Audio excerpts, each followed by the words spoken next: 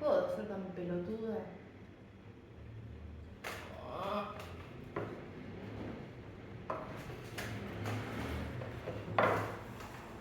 Yo empecé.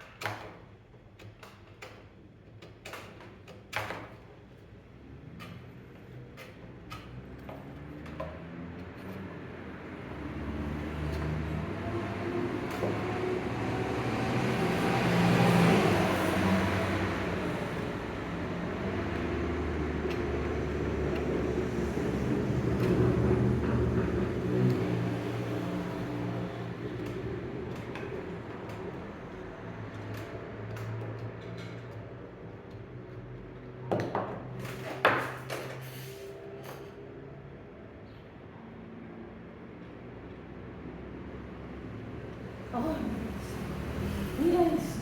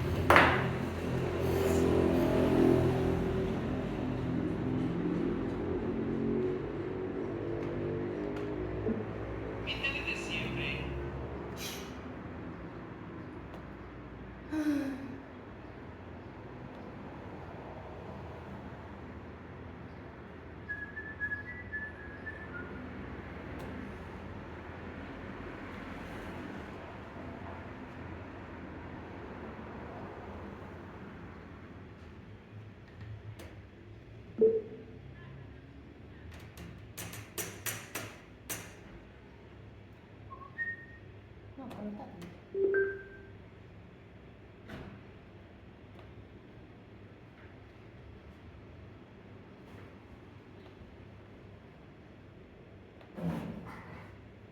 No te pongas loco.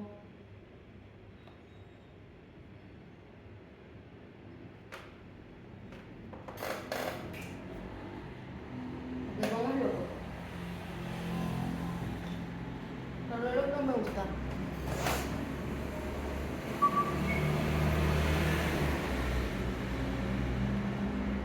Ya no es Smart, es lo que decide a Smart con el Pero lo DP4 que tan gusta. con tecnología de...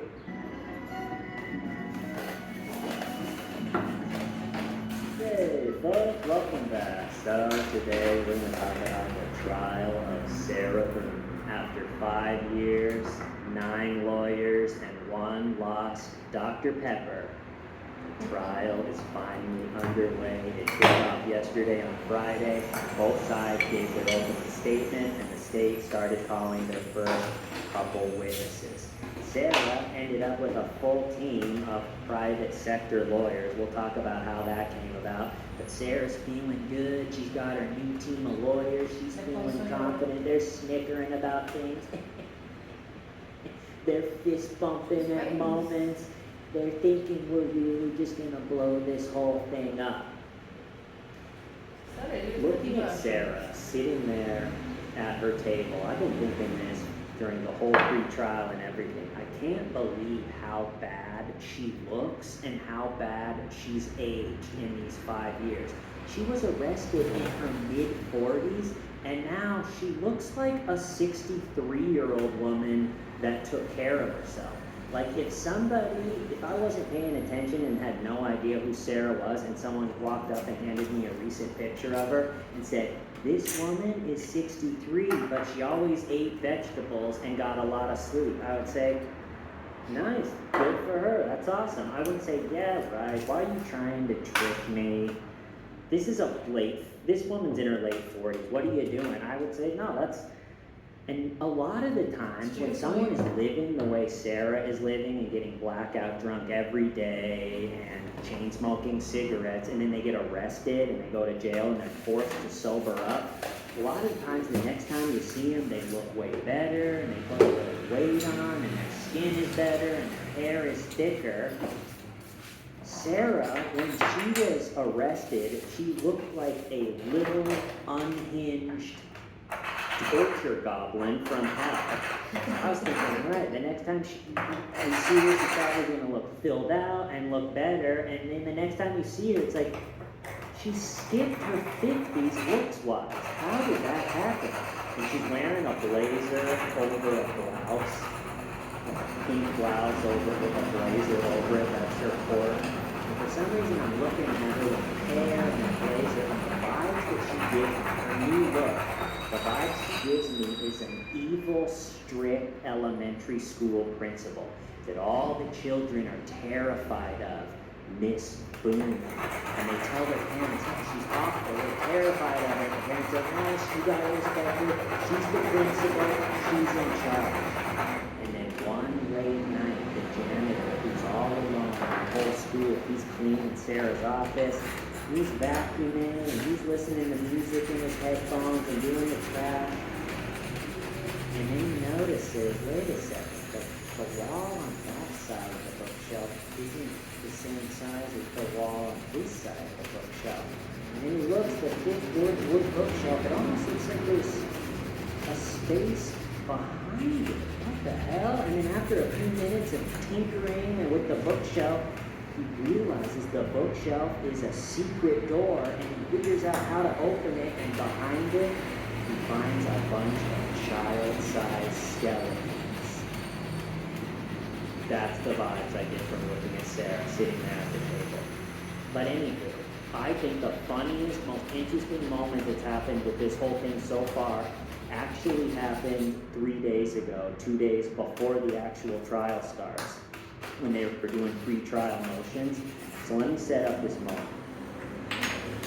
So in order to go with, Sarah's side has made it very clear they're going with self-defense, battered spouse syndrome. And so how you use battered spouse syndrome as a defense is you hire a battered spouse expert, which they did, Dr. Harper. Then the next step is the defendant, in this case Sarah, meets with the newly hired expert and tells them the story. And why that's so interesting is because of this, get to hear Sarah's new story even before she gets up on the stand. You gotta think in the next couple weeks. And why we get to hear it is because when the defendant meets with the new expert, the prosecutor is allowed to be there, which he was. So the prosecutor got to hear Sarah talk with this new expert about why it actually is self-defense. Everybody remembers that right when it happened, she was going with, not intentional, it was a good day, no malicious. Well, now they're going with, well, you know what? It was intentional. It was self-defense, intentional. So Sarah's had 5 years to sit in her jail cell and think of this new story. And so she meets with the new expert. The prosecutor gets to be there and listen in on it. And then that happens. And then 3 days ago, the prosecutor filed a motion basically saying, we were there where she told her new story to Dr. Harper, the expert. We heard the new story. In her new story, it's lacking an overt act that allows her then to be able to use self-defense and kill him. Every self-defense case, there has to be an overt act by the person that ends up getting killed. Did they pull out a gun and point it at you? Did they come at you with a giant knife? Were they strangling you?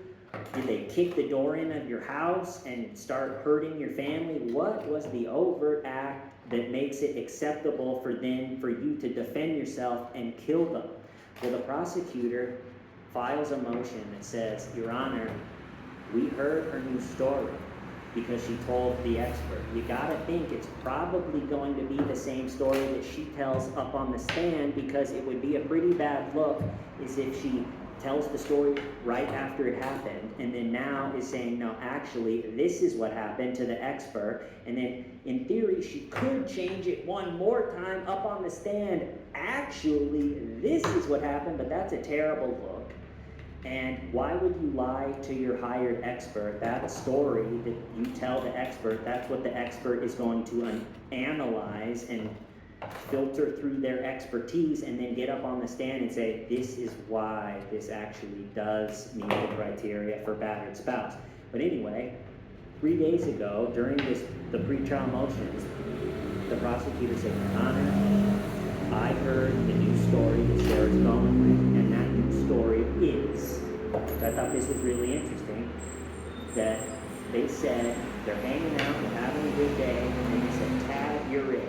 This isn't new yet, but still. They said, Tad, you're it. Sarah runs up to the bathroom, hides in the shower, and she says that George gets in the suitcase himself. Then Sarah says she gets cold standing in the shower, which her story before years ago was she got bored. So she had a funny thing where she goes, I was in the shower, and then I got bored being in the freaking shower. But now, her new story is she got cold in the shower, hiding. So just pictures Sarah in the shower. According to Sarah, George has gotten in the suitcase by himself. So George is in the suitcase, Sarah is standing in the shower.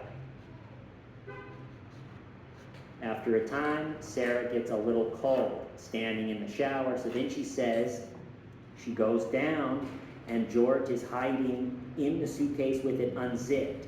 In a playful, funny,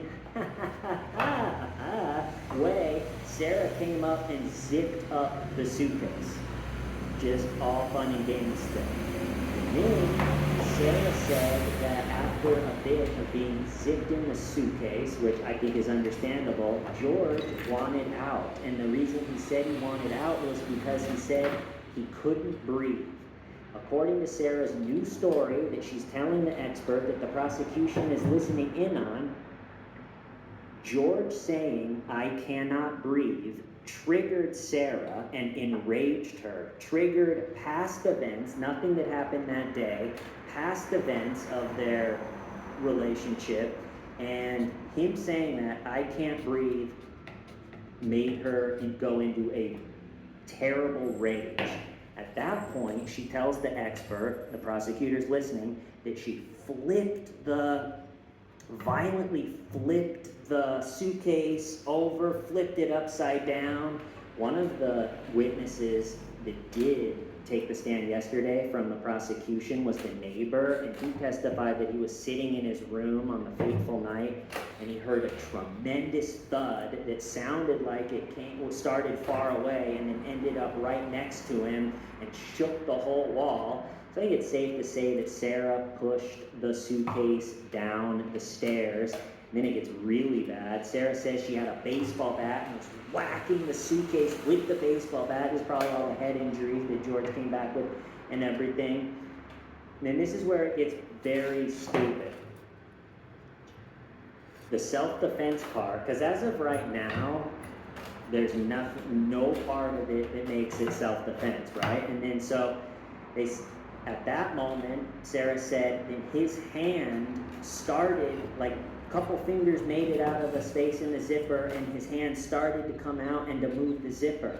And at that point, she took the baseball bat and just started hitting the hands his hands that were trying to get out of the zipper, because she knew if he got out, I guess, that he would kill her, and that's the story. Then she was drunk, and she felt like she had a captive audience. That's what they're going with for the videos, is she finally had a captive audience while he was locked in a suitcase, and she could say whatever she wanted to say to him. Okay, so anyway, Sarah meets with the new expert. I don't know if it was a month ago or a couple weeks ago, but she tells the new story and the prosecutor listens to it. And like I said a couple days ago, the prosecutor says, Your Honor, in Sarah's new story, which is what I just told, it's lacking the overt act that makes it acceptable for her to defend herself and kill George.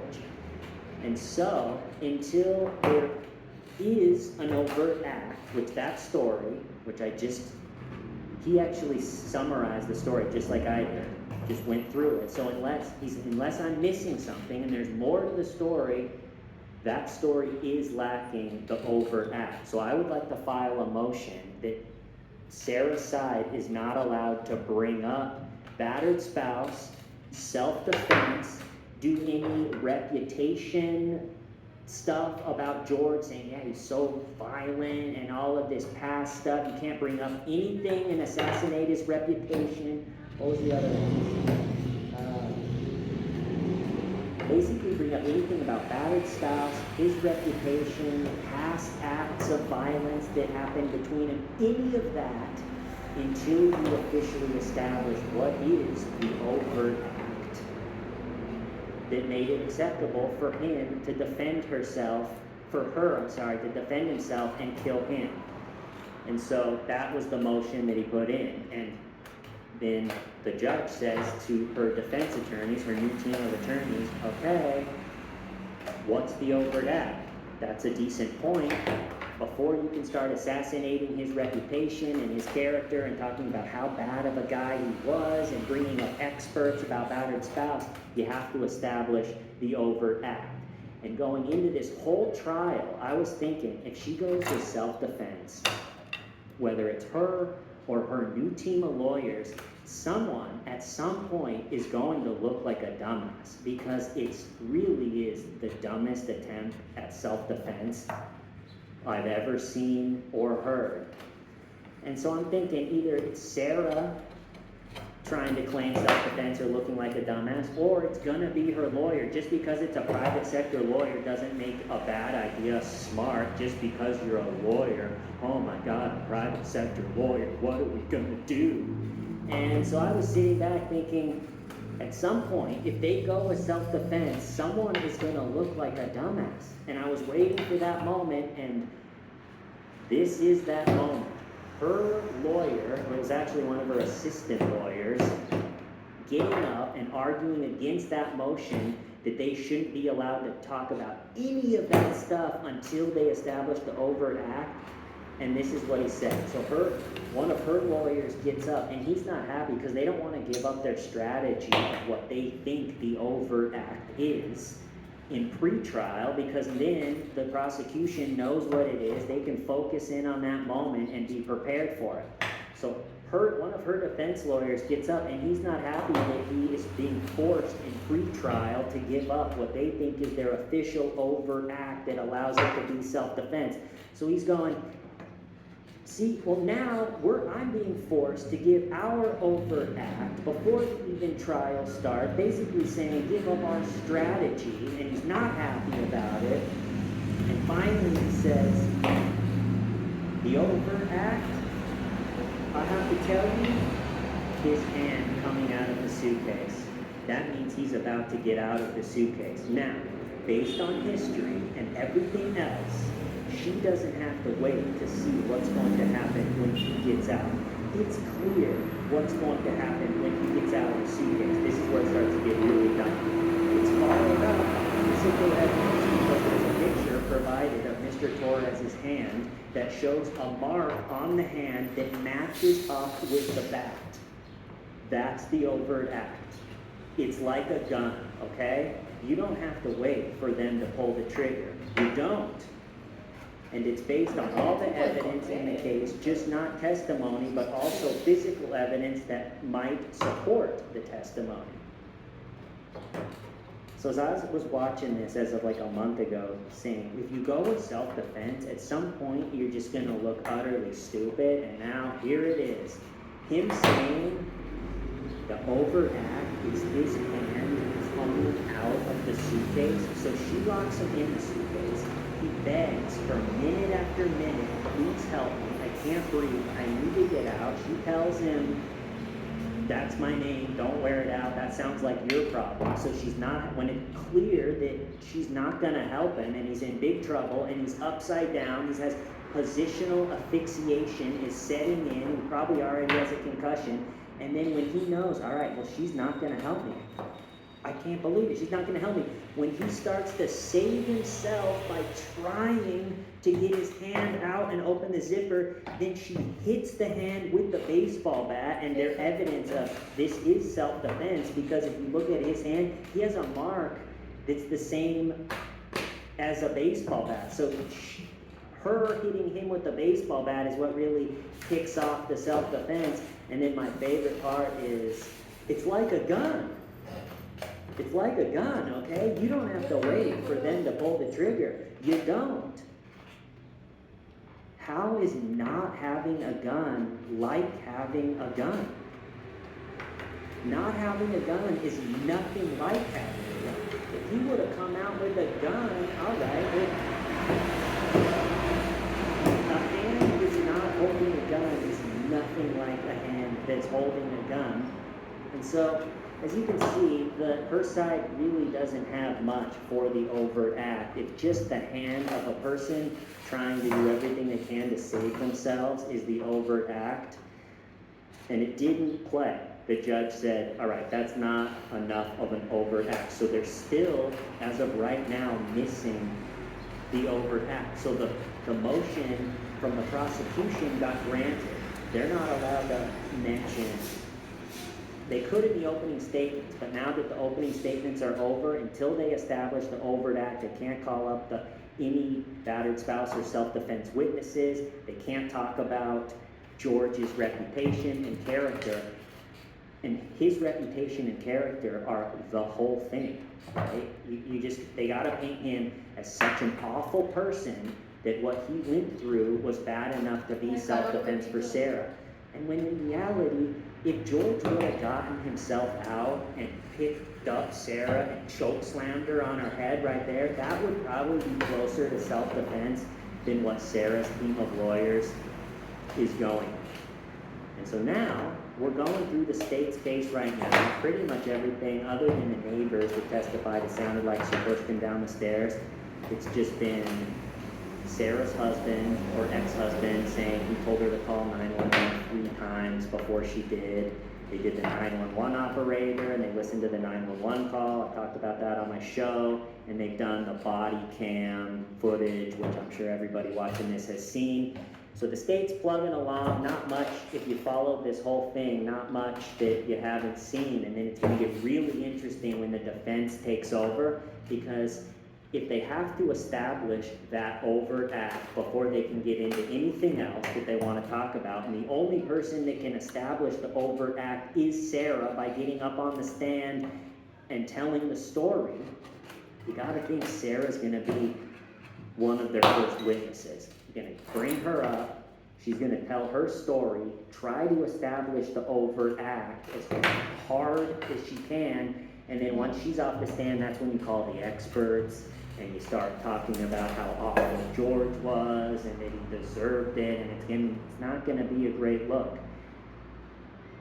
Last thing I want to talk about is, so the prosecutor, when he was filing that motion of they shouldn't be able to talk about self-defense until they establish the overt act, one of the things that, oh no, did I just forget what I was going to say? Shoot. Well, maybe I'll think of it. A couple other things that have happened is Sarah's side has gotten a few of they wanted the whole interrogation. Sarah's side wanted the whole interrogation to be suppressed, can't use it as evidence, saying she got tricked into giving that interrogation and they didn't read her Miranda rights quite right and everything, and that one got thrown out. but a few of the statements from the interrogators saying like, you did this, you caused this, were a little bit too much, so those are gonna be redacted. Nothing too crazy about that. And then Sarah's side also got called out during pre-trial because they were trying to just dump as many irrelevant records on the prosecution as possible so they get 500 pages of irrelevant medical records from Sarah and then just send them over to the prosecution. Well, when you get 500 pages of the prosecution, you gotta go over the whole thing and make sure there's nothing important in there or anything. And Sarah's side got kind of called out. They had sent like a bunch of pages of some records and then later sent what they said was the same, but it was a bunch of different. So the prosecution's gone, listen, they sent all of these records saying they're the same as that batch. They're not the same. It's taken forever to go through them. It's starting to look like a strategy. And then they had to have what's called a Richardson hearing, which the judge looks at the way and the manner that the defense is sending all of the records and papers and everything over to the prosecution and tries to decide, are they trying to play games to the point where it's going to hinder the defense's strategy, going to hinder the prosecution's ability to make a case? Are you just bogging them down with nonsense for no reason? You're not allowed to do that. And so there had to be a Richardson hearing, and they decided it wasn't quite bad enough to like delay the trial or anything. But the last thing I remember what I wanted to say. So the prosecutor, when he was putting in that motion, like they shouldn't be able to talk about any of this stuff. He said, this is her new story. In theory, she could change her story up on the stand again. You really think about it, because how many story changes can you possibly do before no one believes you ever again?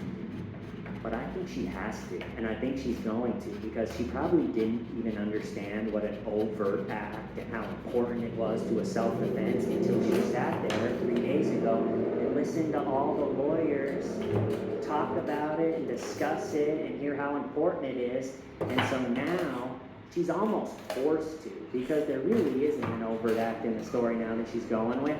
So somehow, boom, up on the stand, it's going to be first couple witnesses the defense called, going to have to stick with the story that she gave the expert, but then somehow, some way, insert, a believable overt act that allows her to then use self-defense. That's the most interesting thing happening with the whole thing so far. I'm going to cut it out there. See you next time. Why? Starving why? Shut up.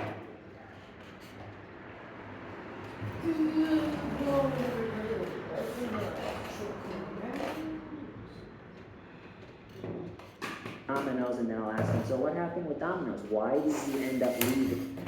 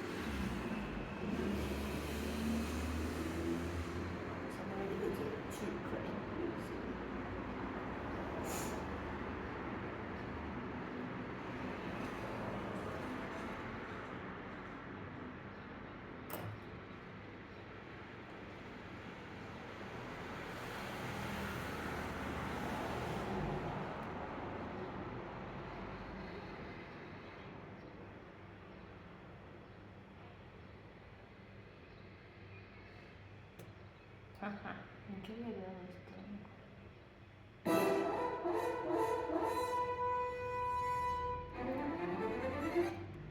Very good. Everybody, welcome back to True Crime News. I hope you're doing well. So, folks, I'm back from some traveling. How you doing? We got a lot to talk about. We're going to start with the sentencing of Ruby Franke and old Jodi Hildebrandt. We're actually going to watch and unpack Jodi Hildebrandt totally psycho sentencing statement together, but it's very quick. It's only like 5 sentences. So let me take the time to properly set it up, because the way that Utah does things, there's a lot to be gained or lost with the sentencing statement, a lot more than other states that don't do it like Utah. I think the more that people watch this saga and follow it, it becomes apparent, oh, the story really with this one is actually Jodi Hildebrandt. Ruby Franke has the famous name from the YouTube career. Ruby has more of a thumbnail face, as they say, but Ruby's kind of just an idiot and a very bad and abusive mother. She has horrible mother instincts, almost opposite mother instincts, where however way Ruby would naturally handle a situation, I think this is the best way to handle this with my kids. It's probably safe to say the actual best way to handle it would be the complete and total opposite. Ruby, I got a mom question for you. Just answer this the way that your natural instincts first tell you is the best way to handle it, okay?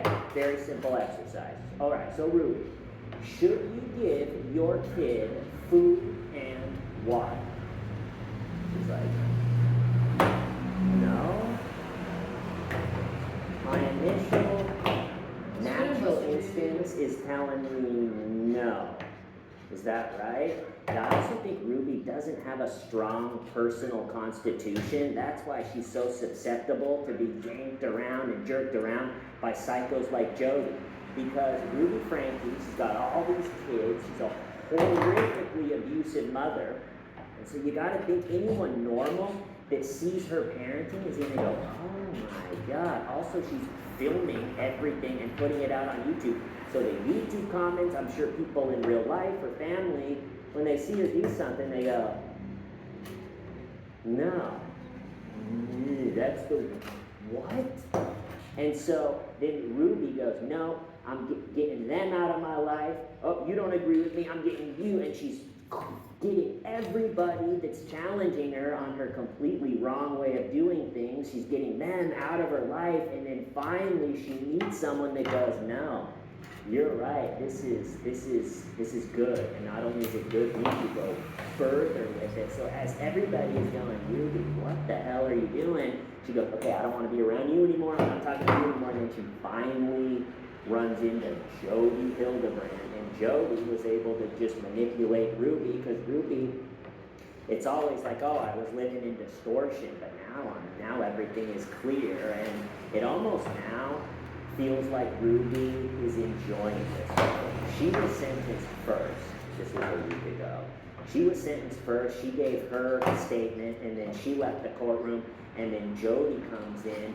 And Ruby, it feels like this is just her new tough plight in life, and this is the next chapter of her discovering, I don't know, it all comes off as she said more of the right stuff in her sentencing statement. It still came off as cringe. She was talking about her kids going, I'm the mother duck. It's like, yeah, you're the worst duck. I don't know, don't call yourself the mother duck when you're on being sentenced for 4 child abuse felonies. I'm the mother duck, yay! You pluck these crazy Mormon women out of their insulated little batshit crazy world and let them talk, and it's pure and total poo-poo. Think about Larry Daybell's sentencing statement. My son's not dead, he's in heaven doing a job, he got a job. Talking about, lady. Anyway, Ruby goes first. She's on this trip where she turned against Jodi. So I guess the stuff that I didn't know, the new information that came out during sentencing is Ruby hired Jodi to be her son's therapist in 2019, and then a year or so after that, she hired Jodi to be her mentor. And then her kids, a couple of Ruby's kids and Ruby moved into Jody's house, the house of horrors that they were creating for the kids. And so Ruby decided to plead guilty first, take a plea deal, and said, I will cooperate against Jody. At that point, Jody kind of has to take a plea deal as well, I think. I don't think she wanted to. I think Jody would have gone to trial. But as soon as Ruby turned on her, I'm taking a plea deal, I'm willing to cooperate against Jody. I think Jody thought, all right, well, I'm going to get in on the plea deal too. So they both pled to 4 counts of felony child abuse and a 1 to 15-year sentence for each of the counts. All right, so this is how Utah does it differently, and it makes a big difference with the sentencing statement. So, okay, they both pled guilty to the 4 counts. In Utah, the only thing the judge decides is a prison sentence appropriate for each charge, so yes or no for prison, and then whether those sentences are going to run consecutively or concurrently. Who actually decides the number of years really is the parole board. So both Ruby and Jody got 4 counts, 1 to 15 years for each count, so it's total, technically, it's 4 to 60 years. So after 4 years, they'll be up for parole. But then there's also a cap around 30 years. I think I heard one publication say 30, I heard another publication say it cuts off at 36. So the most they can possibly do is 30-something, and the least they can possibly do is 4.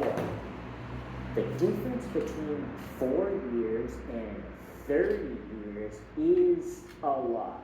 And the difference between a sentencing hearing in Utah like this one and a sentencing hearing outside of Utah is outside of Utah, it's a much more of a final conclusion to the whole thing. The tone even sounds, this is the final day of this saga. The tone for this one, for Ruby and Jody sentencing, especially when the judge talked, took a whole different tone. It was like, instead of him making the final statement of this case, you could tell he was making a record for the parole board. So you gotta think in 4 years, they're gonna be up for parole.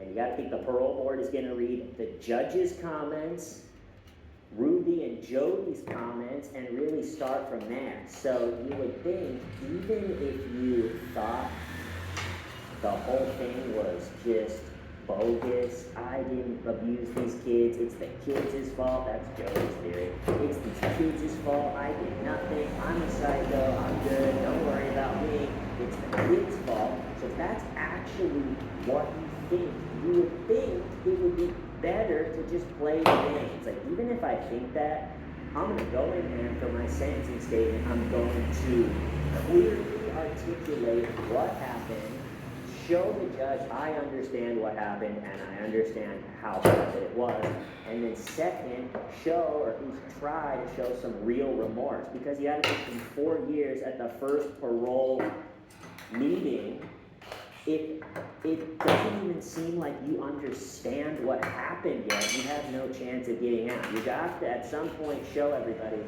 listen, I do understand what I did, and I understand how bad it is, and I'm going to clearly articulate my connection with reality, and I'm going to show some genuine remorse. And I think if you do that, at least if I was a judge, that would go a long way. And so Ruby Franke, she says, I would say, she said a lot of the right things in her sentencing statement, a lot of weird things, a lot of cringe things, but think about it, it doesn't really matter that much if it comes out as cringe and weird in the moment, because you're making the record. You know, maybe the parole board in 4 years watches the old footage, but I would assume they just read the record, and a lot of that weirdness and cringe probably isn't going to come through, and they're just going to see, okay, Ruby does understand, she's kind of blaming Jody, but really it's like, yeah, because you're a weak person. You should have told Jody, scram, get the hell away from me, you psycho. What kind of mother wouldn't have noticed that Jody was totally horrible and dangerous after talking to her for 2 days? And so she was a little bit blaming the Jody, I think, too much, even though Jody is unbelievably horrible. But anyway, she said a lot of the right things. The judge didn't come at Ruby because of saying a lot of those right things, and then so Ruby accepted the prison sentence, and then Ruby was done. Then it was Jody's turn, and let's watch hers together. We're gonna watch Jody Hildebrandt here. She's butt ugly, inside and out. We're gonna watch her mind-blowingly bad sentencing remarks together. It's only like 5 sentences. Her and her lawyer, up until these sentence remarks, have been going with, there's 2 sides to every story. And the judge, right before she delivers these remarks we're going to watch together, kind of called her and her lawyer out on that a little bit.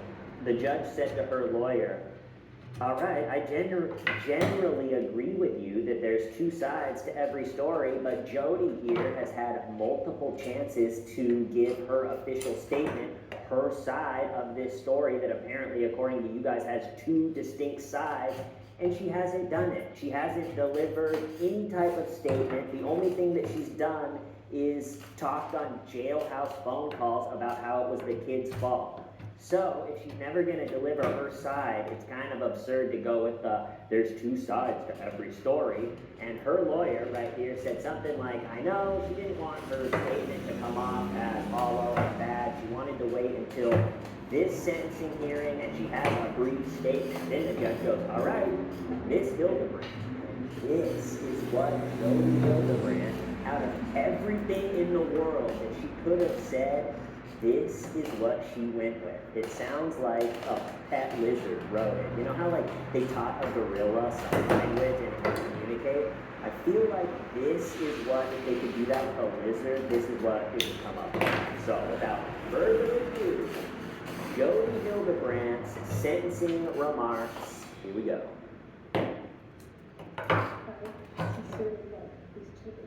So she starts by saying, I sincerely love these children. 1, what's up with the cadence? I sincerely love these children. And then she looks up at the judge like she just made some amazing point. Like the judge is going to go, wow, you love them? All right, well, that house of horrors that you were running with these children inside of it, you know what? As long as you love them, we're good. I sincerely love these children. Why? You were hired to be the boys' counselor in 2019, and then hired to be Ruby Rain's mentor. At what why did you start loving the children? I don't know. All right, let's keep going. The pause, what she looks at the judge. I love these children. Okay, I desire for them to feel emotionally and physically. With everything that's happened, lady, that's what we were all really wondering, what your desires were. Amazing. One of the reasons I did not go to trial, but I did not want them to emotionally live. Experience, look at them, that's my kids about. One of the reasons she didn't go to trial, she didn't want the kids to have to relive what she did to them. I would say one of the other reasons she didn't go to trial is she would have gotten embarrassed and legally bitch slapped in front of the whole world. My husband said was that they were healed and he said, That might be the most freaky statement of the whole thing. That they were healed to have beautiful lives. My hope and prayer, great.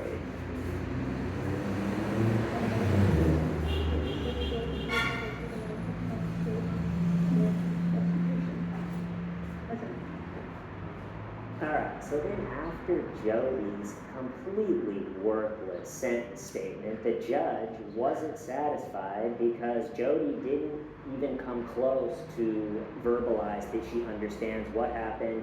She didn't verbalize her connection with reality. She didn't even come close to showing any remorse, and so it's kind of funny. 1 second after Jody Hildebrandt made her only official statement from since this whole thing started. The judge, once her statement gets done, immediately asks her lawyer something like, does she know this horribleness that these kids went through that she was just talking about is because of her? And even though she had just made her official statement and didn't say anything about that, her lawyer immediately goes, yes, Your Honor. He goes into total lawyer mode. Yes, Your Honor, I can assure you that my client does and will do all of the things that a good person does. Thank you. She's great. So the judge, the way that Ruby got done with her long statement, I'm the mother duck, but at least she verbalized what happened and showed remorse for it. The judge didn't really come after Ruby. The judge let Jody have it right at the end. And so let's watch that. Your philosophy in dealing with them frankly seems detached from reality or any objective standard of decency or even common sense. And the court finds that it is appropriate that you serve a prison sentence. All right, now I want to talk about what I think was the biggest, oh my God, moment from the whole big sentencing day. It actually has nothing to do with the official sentencing, and it almost brings tears to my eyes to even talk about it, but sitting in that courtroom, staring at psycho Jodi Hildebrandt get what has been coming to her for years and finally get sentenced to real prison time was a man named Adam Steed. And why that's unbelievably awesome, 20 years ago, a young Adam Steed's family was really involved in the Mormon church. Young Adam Steed was really involved in the Mormon Boy Scouts. And his Mormon Boy Scout troop goes on a camping trip, and the Mormon Boy Scout troop leader molests Adam Steed. It happened a number of times, and on a different outing, young Adam Steed sees the same pedophile troop leader do it to another kid. In an interview, Adam said he watched the kid's soul and innocence leave his body. And at that point, young Adam Steed made a really bold decision that I'm going to go and tell my father what's happened and what has happened.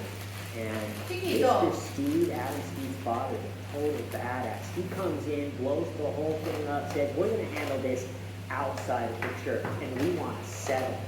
Well, a powerful Mormon elder named Elder Hillam, he was the total boss of that Mormon Boy Scout troop. He was the boss of the pedophile troop leader that did the sexual assault. And Elder Hillam comes in and goes, whoa, whoa, Mr. Steed, listen, look, no, we're not going to handle this outside of the church. We'll handle it the way we've always handled things like this. I will make sure the pedophile troop leader goes and talks to his bishop.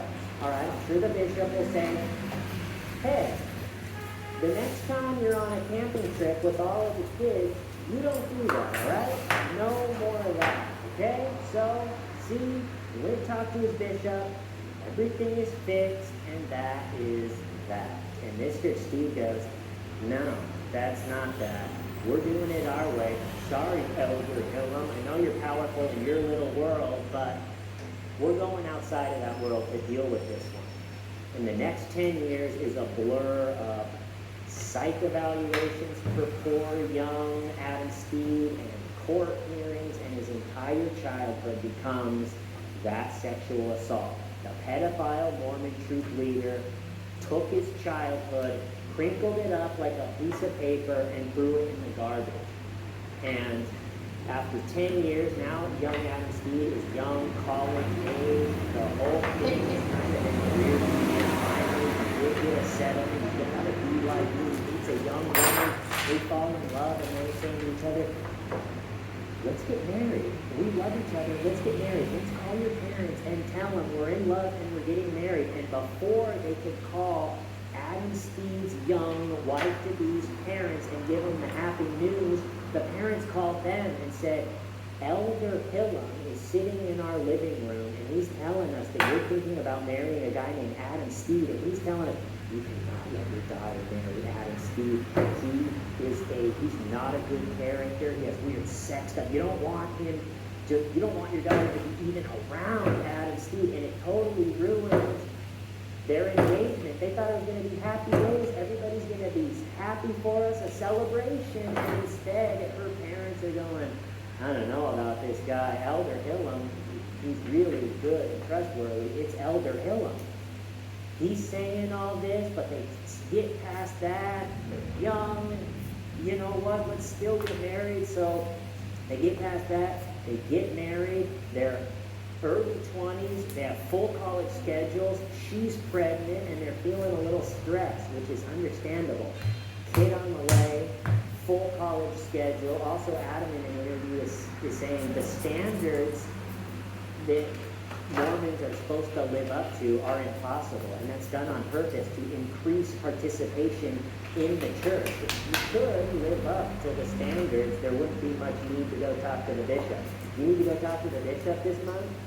No, not really. You? No, I'm feeling good. There's nothing. But if it's impossible to live up to the standards, if doing natural human things are considered really bad, you should feel a lot of stress and guilt and shame for doing that.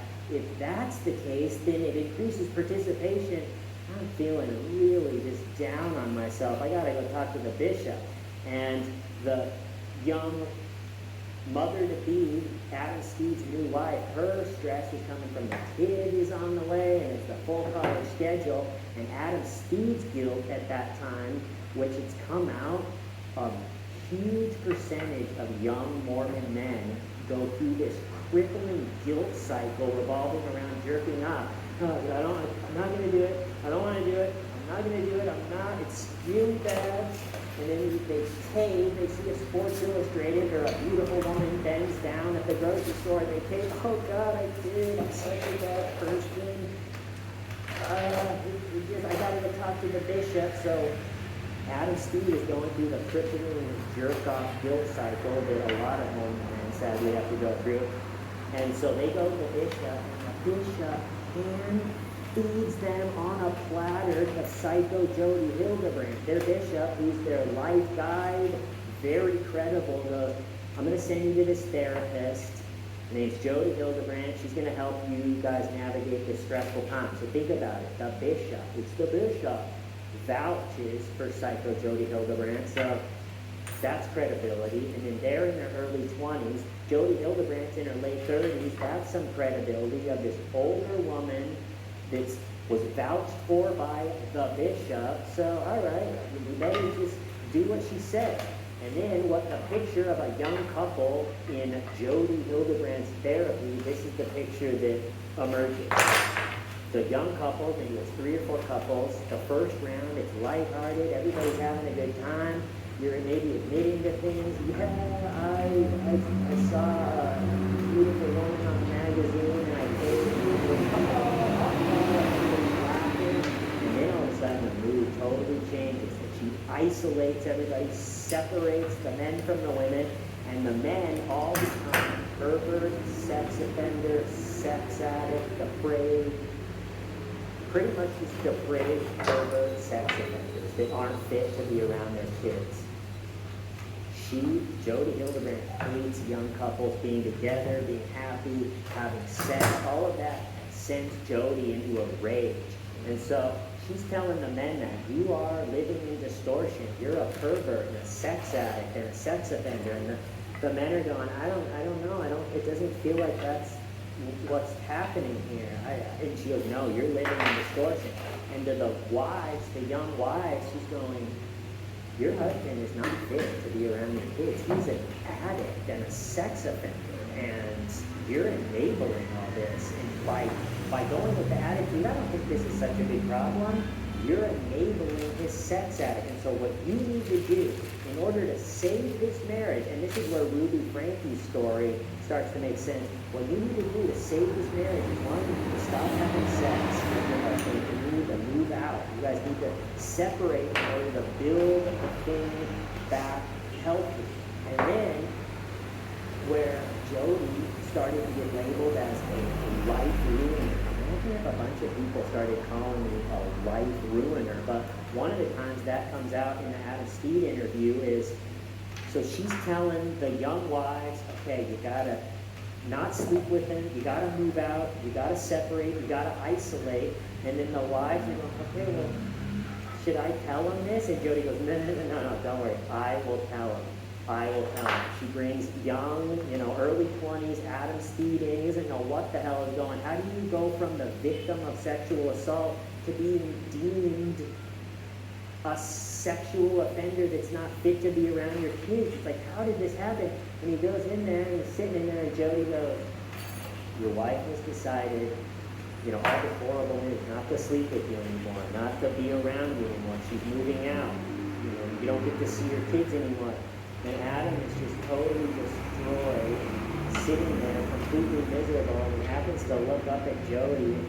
He said she had this immense sense of glee, like she was totally enjoying giving him that unbelievably horrible news and just really soaking in the whole vibe of the room as he's hearing his life is ruined.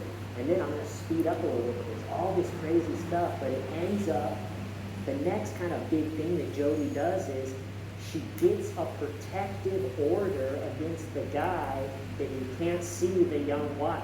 So all of a sudden, you're not fit to be around your kids, you're an addict, you're a pervert, and also we need a protective order so you can't be around your wife anymore. And so now Adam has this protective order against him. How did it come to this?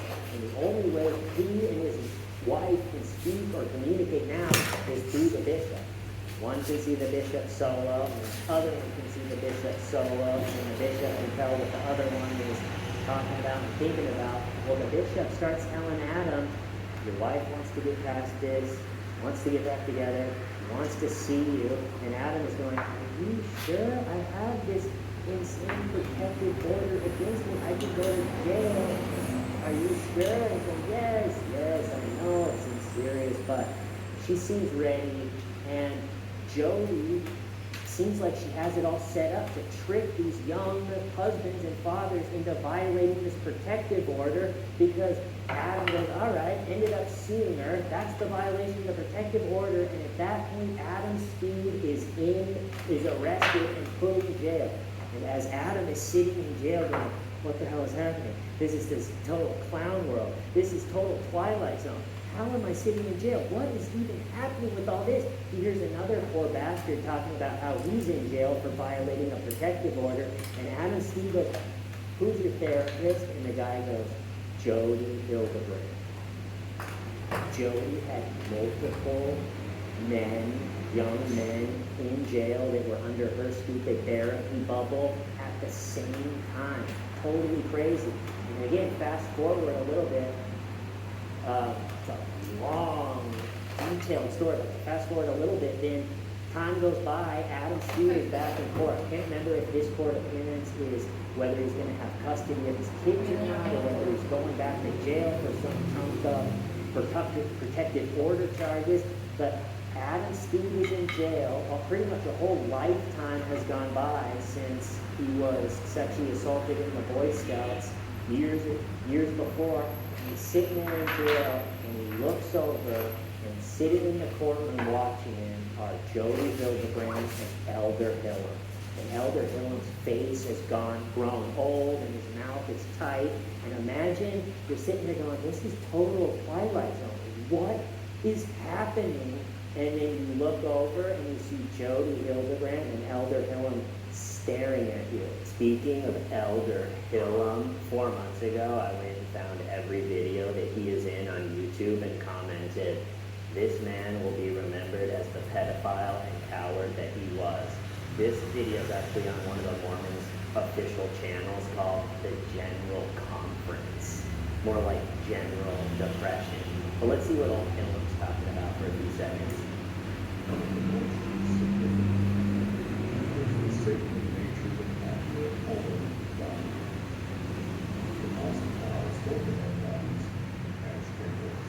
And so, that's why this moment almost gives me chills, where just think Jody Hildebrand, she knows she's going away for years and years in prison. She's sitting there in her white, black striped suit. I'm sure she at some point looked around the courtroom, and there's a chance when she looked around the courtroom, she locked eyes with Adam Steed. How great is that moment? The last thing I was going to talk about is, so I got a kid on the way, right? So I was thinking about, I've heard enough stories to know if a kid gets molested, it's gonna be on one of these trips where you send them off with the Cub Scout leader, the troop leader, this. It's gonna happen on those nights.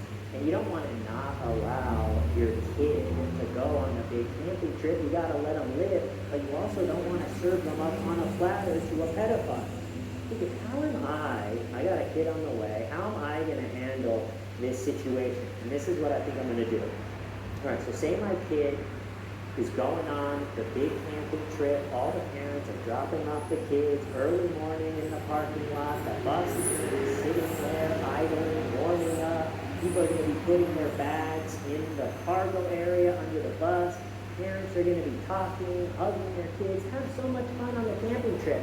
Before I drop my kid off at that scene, I'm going to go to the hardware store and get a new work belt, one of the ones like a tool belt with a ring on the side, you put the handle of the hammer in, like a handle holder that sits, or a hammer holder that sits like right here, you know? So tool belt, and I'm going to buy a tiny new hammer that goes in the tool or the hammer holder in the new tool belt. So then when I get to, at the parking lot that morning, we drop off the kid, I'm going to get the kid's bag, I'm going to put on my new tool belt with the new shiny hammer, and I'm going to walk my kid up, put the bag, say hi to them, hi, how are you doing? Oh, so good, so much fun. And then I'm going to say to the kid, hi, can I talk to you just for 1 second? Sorry, hi, how? Can I talk to you just for 1 second? Over here, great, thank you. And then I'm going to go over and I'm going to be all smiles, and then once we're alone, I'm going to let all of the expression run out of my face. I'm going to look them in the eyes and I'm going to say, are you a pedophile? And of course, they're going to say no and look a little bit surprised. And I'm going to let them finish whatever they got to say. And I'm going to say, okay, great. Because you see this hammer? Let's just say I'm not a part of it. Have a good trip. And then I'm just going to walk away with a loose hammer sticking out from my belt. That's the way I've decided to handle it. You got to come up with a strategy in this world, right? So I'm going to cut it off there. I love you all. See you next time. Bye. Live and live. Yeah.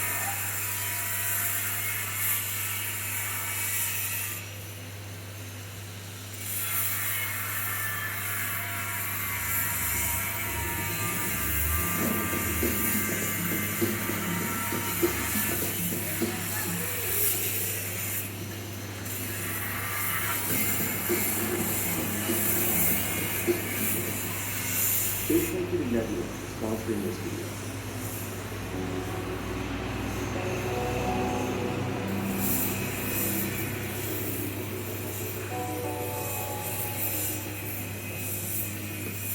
Utah, 1869. Promontory Summit. Located in the Great Plains, almost 70 miles from Salt Lake City. It is the site of a moment in history. The last spike in the first transcontinental railway is being hammered in. There is media about.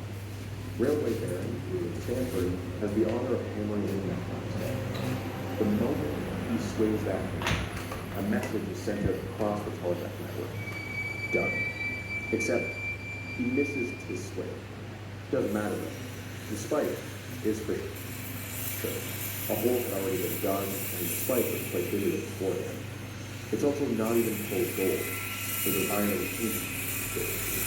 And besides, right after the first photograph was taken, they would remove it and put a regular one after. People would just steal it outright. The golden spike is a symbol of completion of a monumental act. The meaning of two industrial pipes whose work cost millions, and has been engineered by connected the Atlantic Pacific Ocean with one final night. A celebration of the rival company and the backbreaking labor of thousands of years. It's the moment later of the history.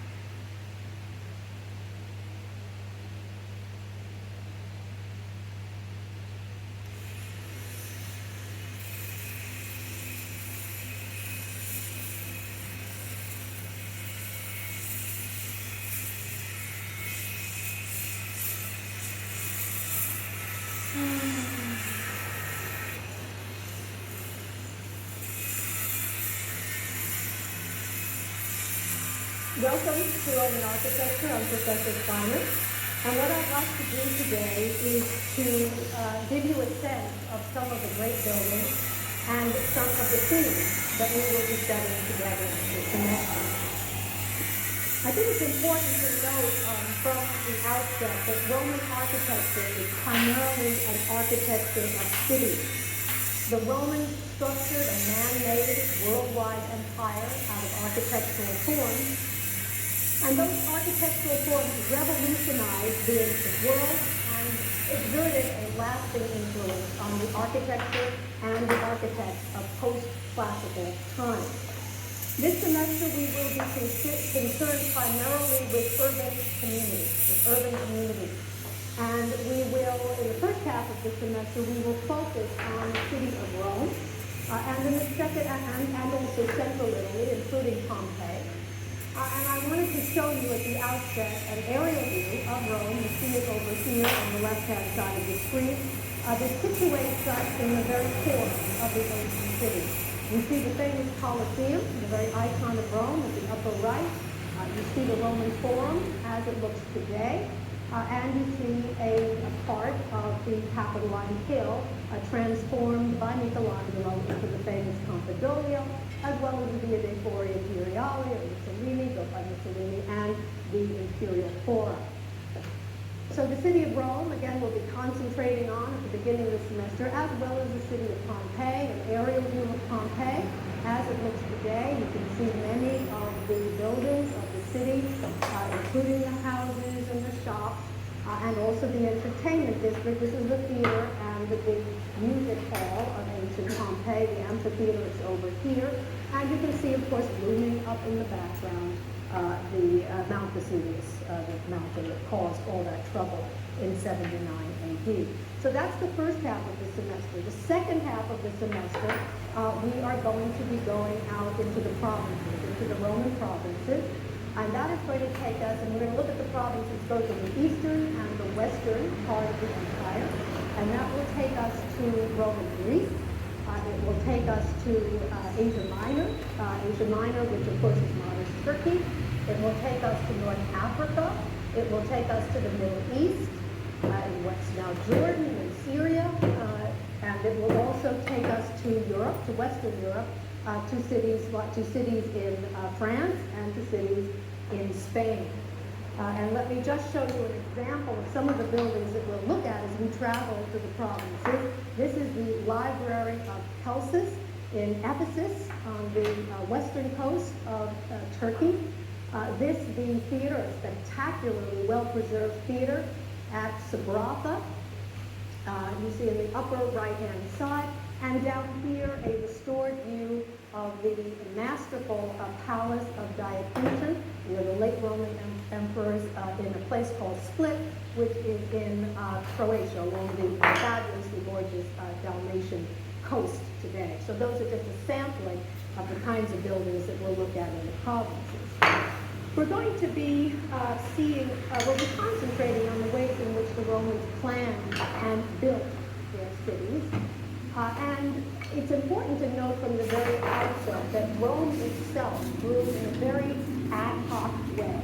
And we can tell that here's a Gutenberg image showing that core of Rome with the Colosseum, with the famous big modern German monument that looks either like a wedding cake or a typewriter.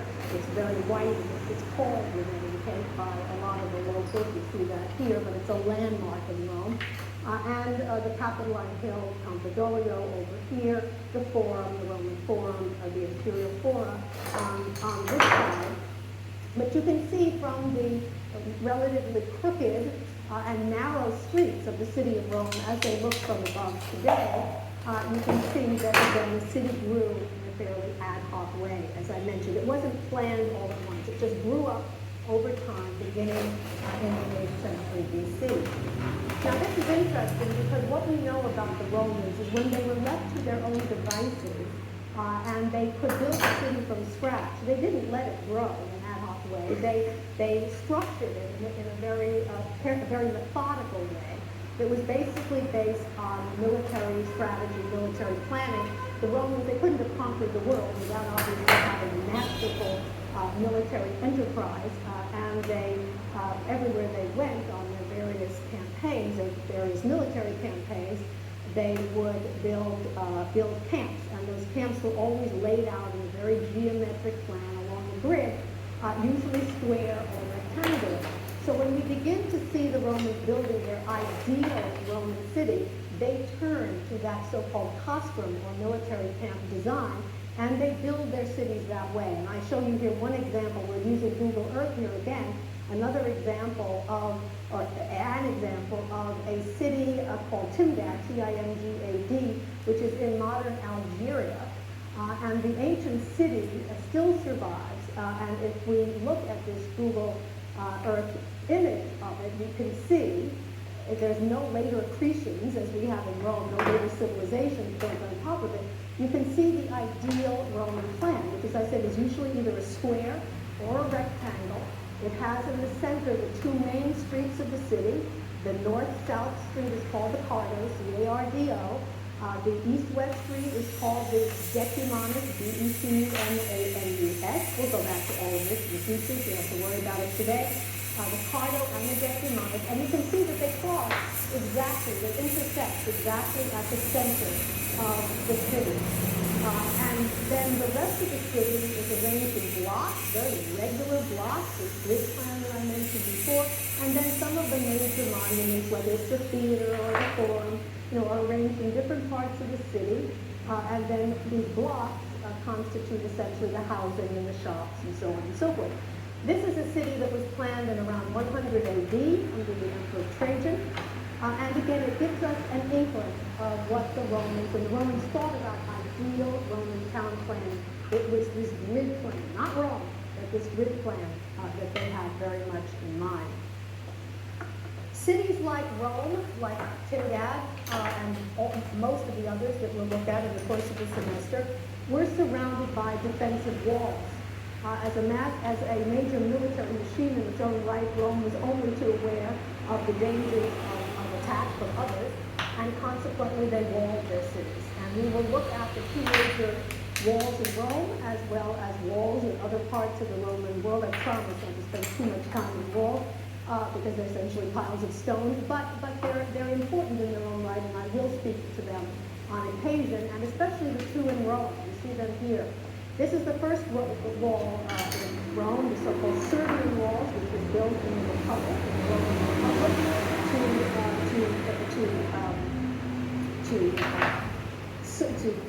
to surround the city, the Republican city, essentially the Seven Hills, the famous Seven Hills of Rome, to surround the Seven Hills of Rome.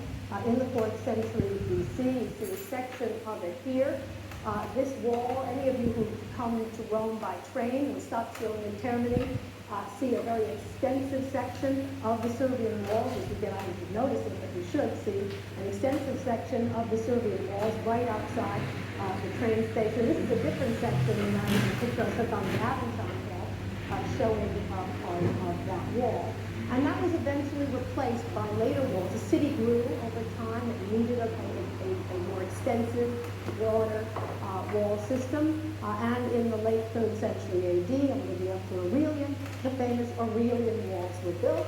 The Aurelian walls, as you know, there's no way to miss those. I'm sure if you've been in Rome and seen the Aurelian walls, they're there, they're very much there.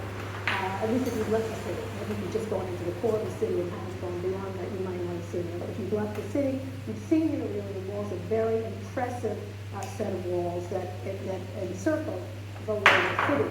One thing that's apparent to you as you look at these, even if you have no knowledge whatsoever of Roman architecture, is these are made of very different kinds of materials. So technical issues come to the fore right away as one analyzes this sort of thing. In the early period, essentially blocks of stone piled one on top of the other for the wall. Here a more sophisticated use later on in the empire of a new technology that we're going to talk about a lot this semester, and that is concrete, and what concrete did to revolutionize Roman architecture. Concrete, in this particular case, faced with brick. We talked about regular town planning and the location of the Cardo and the Decumanos. I want to show you just an example of this. This is, the city in Italy. In this case, the city of Pompeii. You see it here in the plan. This is a plan of Pompeii as it looked just at the moment that Vesuvius erupted. So in August of 79 AD, this was the way Pompeii was at that particular time. You can see it's not really a rectangle, it's a kind of elongated, sort of an oval, kind of an oval, an irregular oval. But it has the sense, I think it has the sense. It shows you that, again, even even though the Romans were thinking to try to create their cities in a very regular way, it didn't always work out exactly that way, depending on the terrain and so on and so forth. But this is a rough, it's sort of an irregular rectangle, as you can see here. But if you look very carefully, you sort of say to yourself, like, where's the Cardo? Where's the Decumanus? You just told us the Cardo and the Decumanus intersect in the center. Like, where are they? Why aren't they intersecting in the center? Well, surprise, surprise, maybe not such a surprise. If you look over here at the bottom left, you will actually see the original city of Pompeii. In the 4th century BC, 3rd century BC, 2nd century BC, Pompeii didn't look like this. Pompeii looked like this. And if you look very carefully at just this section where we have the buildings in various colors, you will see that there is indeed a Cardo and a Decumanus that intersect exactly at the center of this roughly square. So this was actually pretty regular originally, this roughly square city of Pompeii. At 3, we find the Forum, because the Forum is always at the intersection. The Romans tried, they're very careful about this sort of thing, tried to put their Forum right at the intersection of the Cardo and the Decumanus. You see that here. And then you see a lot of other buildings splayed off to either side. The law court or the basilica, another temple here, here's the main temple of Jupiter, the Senate House of Curia, and a series of other religious and comparable structures on the right-hand side. So it began as a quite regular plan, Cardo and Decumanus intersecting at the center, Forum right at the intersection of those two. And then over time, it grew. It grew and expanded, and the streets, the same street, Cardo, expanded, although it was no longer exactly at the center of the city. This is a view from Google Earth that shows you just pretty much, I tried to angle it in such a way that it looks exactly the same angle, close to exactly the same angle as the plan that we just looked at before. And you can see over here the amphitheater. You can see many of the streets, including the shops and houses, and you can see over here the Forum as it looks today from the air. And again, it shows you how helpful Google, and of course, as you know, using Google Earth yourself for other purposes, you know that you can go way down, you can find the entire city, and then you can go and explore each individual building in your own time. In fact, that's what I've done here. Here you see a closer view of the Forum in Pompeii as it looks today from the air via Google Earth here at the left, and I compare it to this plan that comes from your textbook, one of your two textbooks, which is a book by J.B. Ward Perkins, which is of the two, the more, well, they're both important, but they both do different things, but one of the two important books that we'll be using this semester. Here's the plan from that book, and you can see the way in which this Forum, and this Forum is very important at Pompeii because it's very early in date. And consequently, we will talk about it a fair amount. We see this, the way Roman forums were usually arranged was to have one general open rectangular space, open to the sky, surrounded by columns, with a temple, the key, the most important temple, the chief temple, pushed up against one of the short back walls and dominating the space in front of it. This is a Capitolium. We'll talk about what a Capitolium is in a future lecture, but it is a temple to Jupiter and others, as we shall see. Temple of Apollo over here, the Basilica or law courts over here. And you can see, interestingly enough, they have essentially the same shape as the central Forum proper, rectangular with a colonnade in the center, and then something on one side. It's not another temple, but rather a tribunal, a place from which the judge would try the cases in the law courts. We see the Senate House over here, and a series of other buildings, including the Marketplace and some other buildings here on the right-hand side. So a typical Roman forum at its earliest is dated very early on, 2nd century BC, and is therefore an extremely important building for us. Just so that you get a sense of what some of these look like in actuality, the basilica or the law court of the Forum of Pompeii, or as part of it would be part of the Forum of Pompeii, and you see that tribunal that I mentioned before, a two-story tribunal from which the judge would try the cases. The building isn't as well preserved as we'd like, although there's quite a bit there, and what is there allows us to create this kind of reconstruction drawing where we can get a very good sense of what this building actually looked like in antiquity. You see the tribunal over there. You see that there are double stories with columns on either side. You see these colossal columns along the aisle. But most importantly, unlike the Forum, which was open to the sky, this is roofed, and it had a flat roof with what's called a coffered ceiling. We'll talk about that later in the term, but then a sloping roof from the outside. And basilicas were always roofed, and that's what distinguishes them from a lot of other Roman buildings. Roman temple architecture, the temple of Jupiter and Pompeii are not that well preserved, but some Roman temples are magnificently preserved. I mean, look at this one; it's pristine. It's like it was created yesterday as a duplicate of a Roman temple or a restoration of what a Roman temple might have looked like. You could put this in Memphis or somewhere like that, and think that you have a nice replica of a Roman temple. That's how well preserved it is. It's an amazing temple.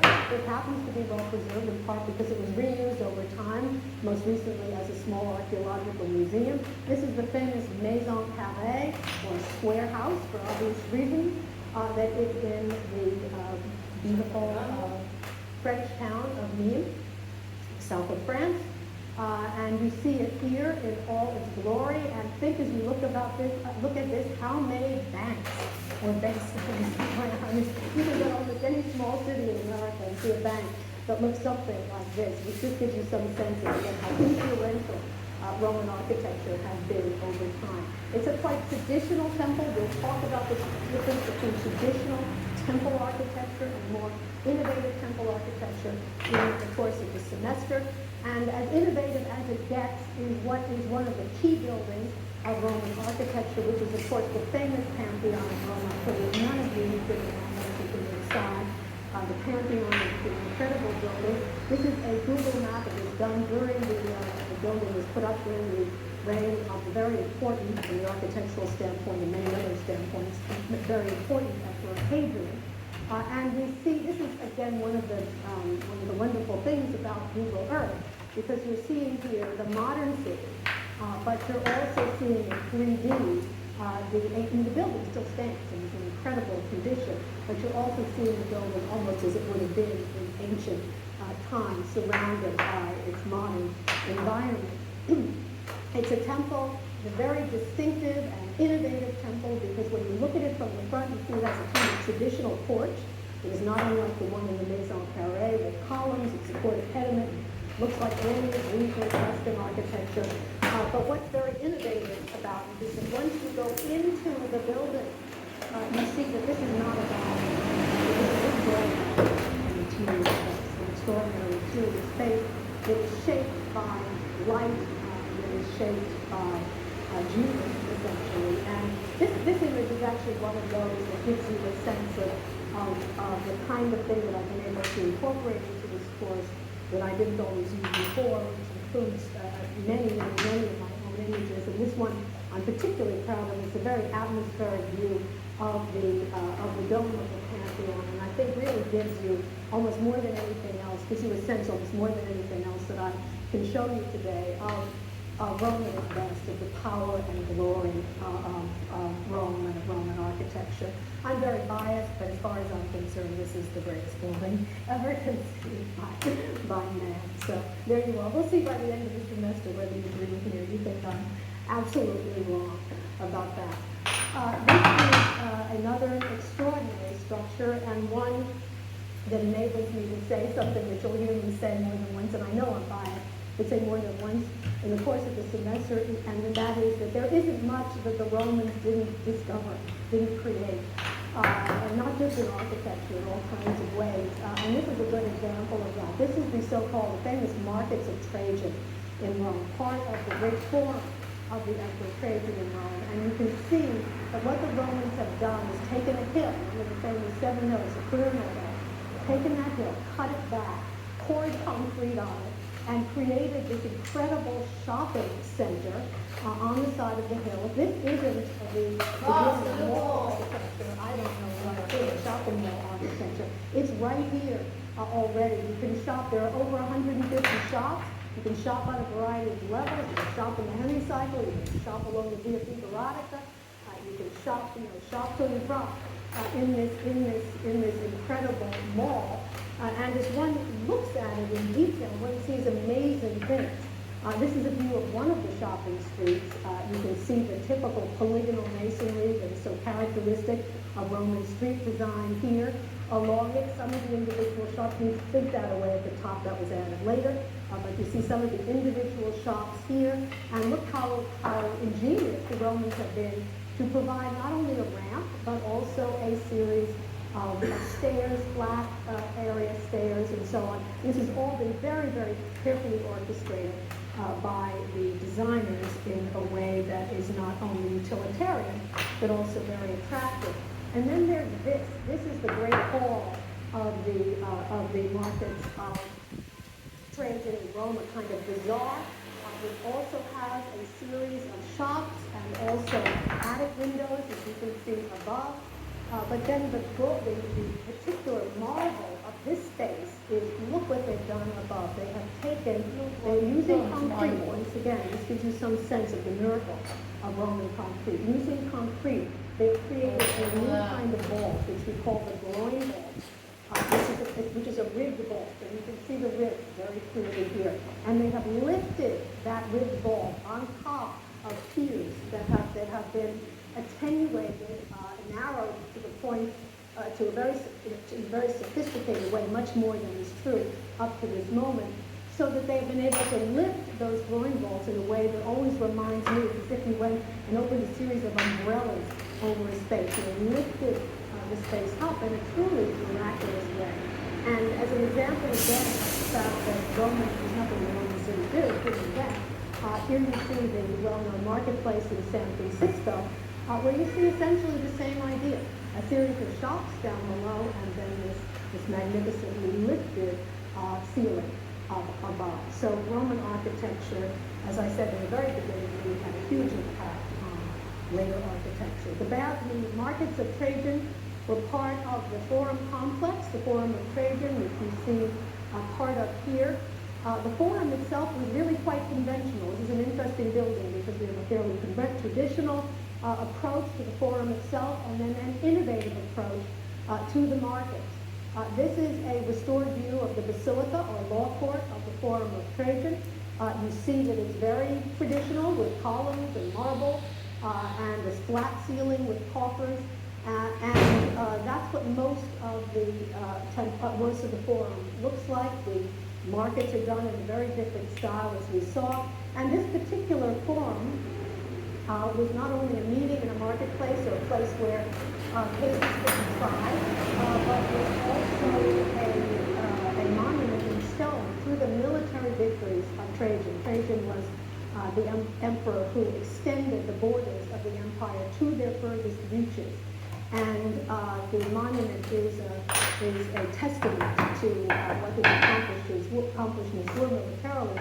And the famous column of Trajan, which still stands and is in magnificent condition, as you can see here, is a monument that is wrapped with a spiral frieze that purports to describe from bottom to top all of the exploits, all of the military exploits of Trajan's 2 military campaigns in Dacia. It also served as the emperor's tomb. There's a burial chamber down below for urns of Trajan and his wife Plotina. So it served not only as a commemoration of his military victory over Dacia, which by the way is modern Romania today, but also to victory over death for the emperor. Every Roman city had its bath buildings. Most of the houses did not have running water. So baths were extremely important, obviously. So most cities had more than one. In fact, most cities, Pompeii, for example, seems to have had about 3 bath buildings.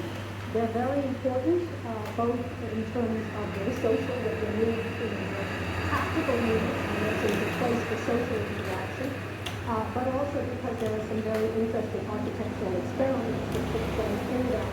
I'm going to show you in the course of the semester the development from the simplest bath buildings, such as the ones in Pompeii, to the most elaborate. Those of you who visited the baths of Caracalla in Rome, that's an example of one of the huge and most elaborate bath buildings. I show you here on the left-hand side of the screen, just as an example, a view of one of the rooms of the forum baths in Pompeii, the caldarium, or warm room. All of these baths had multiple spaces within them. One of the distinctions of the earlier baths was that the men's sections and the women's sections were separate from one another, and I hate to say it, but the men had all the great rooms. They were bigger and they were more ornately decorated, as this one is, the warm room of the men's baths at Pompeii. But you can see here, even in much smaller scale, in a building like the Pantheon, and much earlier than the Pantheon, they're beginning to explore the curvatures of the wall, the semidome there, and the way in which we can create light effects by putting holes, or what was called oculus, around the hole in part of the ceiling, and other rectangular holes in the ceiling to create fantastic light effects. So they're already exploring that here at Pompeii. When we look at some of the larger bathing establishments, the baths at Caracalla still look, well, they're a hole, they're essentially a pile of concrete mixed with brick today, as any of you who've seen it know, but the scale is truly colossal, and one is very impressed when one wanders around the baths of Caracalla. But some of the others, for example, the baths of Diocletian, have been reused in modern times, and it's one of the reasons that so many Roman buildings survive is because of this kind of reuse over the centuries. The baths of Diocletian, part of which was transformed into a church, at first decorated at one point in part by Michelangelo. And what we're looking at here, the Church of Santa Maria degli Angeli, St. Mary of the Angels, what we're looking at here is a view into what was the cold room, or the frigidarium, of the baths of Diocletian, but transformed into a church, used as the nave of the Church of St. Mary of the Angels. But if you look very closely, you'll see those same cross or groin vaults that we saw in the markets of Trajan, that are also used here to lift the ceiling in a very effective way. And then all these multicolored columns that you see are actually the columns from the building. So even though it's interior something beyond, you can get a sense of how ornate some of the decorations of some of these bath buildings were. We're going to look at Roman theaters this semester. This is an example of one, the spectacular Roman theater at Orange in the south of France. You see it here. I'm not going to go into the parts of a theater or its relationship to earlier Greek theatrical architecture, but you can see the stairs, you can see the seats, you can see the orchestra, you can see the stage building that initially was decorated with a forest of columns, only a couple of which survived, as well as a lot of sculptural decoration, again, most of which does not survive. But one of the points I want to make today is that the Greeks always built their theaters on hillsides. They used the natural hill to support the seats. And that's true at Orange as well. But the Romans were not content to build their theaters only on hillsides. They wanted to build their theater. They wanted to build their theater. If they wanted to build a theater in downtown Rome, they wanted to build a theater in downtown Rome. So what they did was that they used concrete again to build a hill upon which they could support those same seats. And that's again an innovation that we talk about. This is the theater of Marcellus in Rome, the earliest surviving stone theater in Rome. It dates to the age of Augustus, but I'll show it to you again just to show you the wonders of Google Earth. I've looked at this building a zillion times. I've been around it. Most of the ancient part is over on the side. I'll show that to you in another lecture. But over time, this is one of those buildings that was transformed into all sorts of things, most recently into a fabulous combination. But as you wander around it today, you get a sense of some of the high-rise apartments that have been added to the original theater, but you can't get a full sense of it unless you go up above it. And so here's where, again, Google Earth is so helpful, because we can look down on the entire complex, see the gardens, see some of the apartments, see the circular driveway, and so on and so forth, which gives us information that it would be possible to do anywhere else.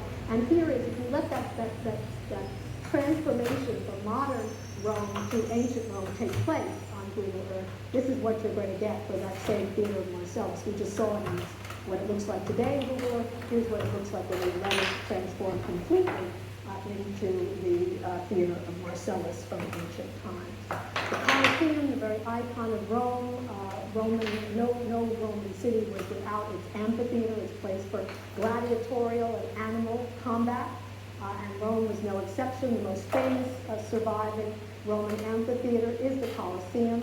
I show it to you here from the inside rather than the outside initially, because it allows me to illustrate the places where the animals were kept down below, but also to show you that building has been used as a quarry. It was used by the popes and princes of later Italy as a stone quarry. They would take essentially, it took all, it stripped it of all its interior marble to use that in a variety of buildings in Rome, and some of those we know their identification even today.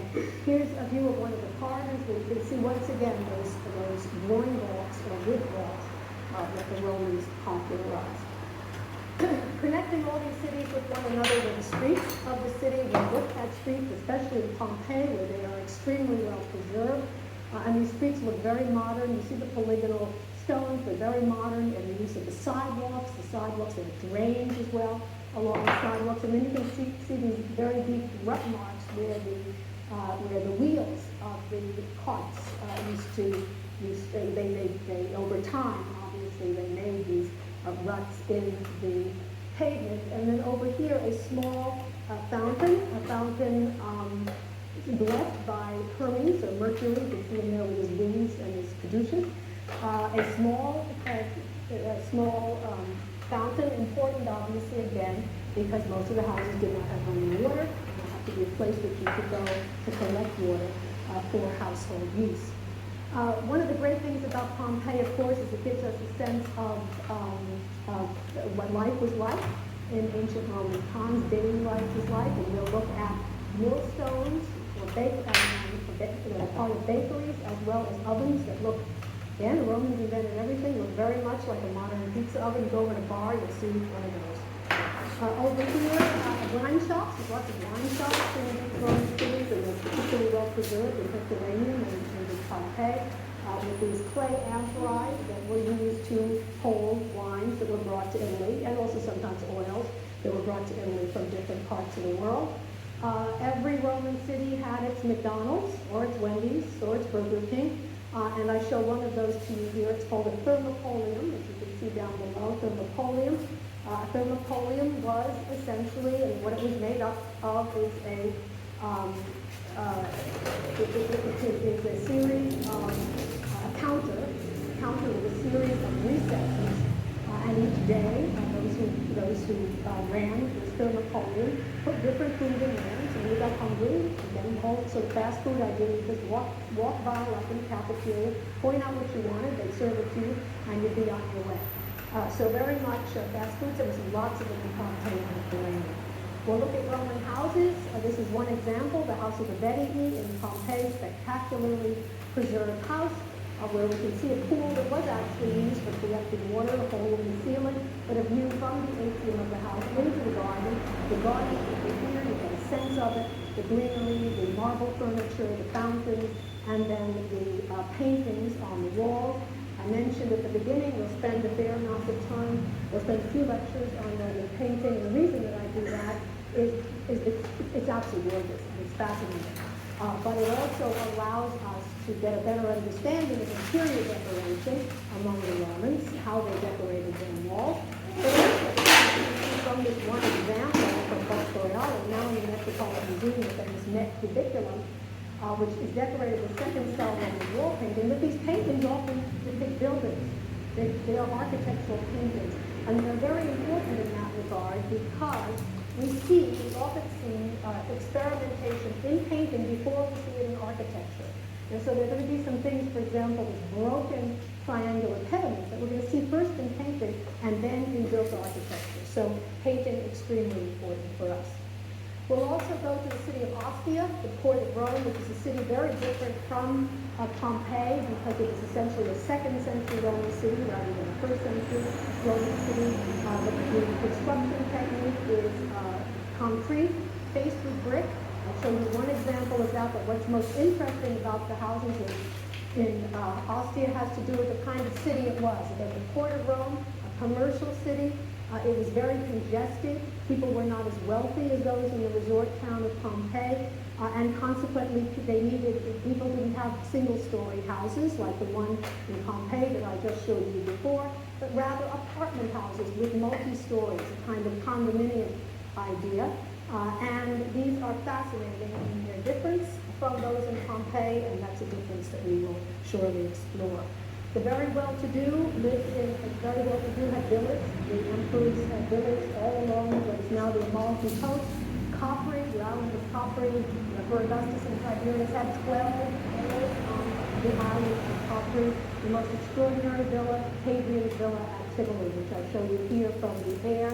It's a kind of microcosm of the empire at that particular time, with extraordinary buildings, with pools, decorated with sculpture that showed the eclectic taste of the emperor, who liked things Roman, liked things Greek, liked things Egyptian, and his statues of, he was married, but he also had a beloved young boy whom he met in Bithynia, Antinous, the famous Antinous, that he met in Bithynia, and he became the love of his life. And when Antinous died, he created all kinds of shrines for Antinous, and it's very important architecturally because all these interesting shrines.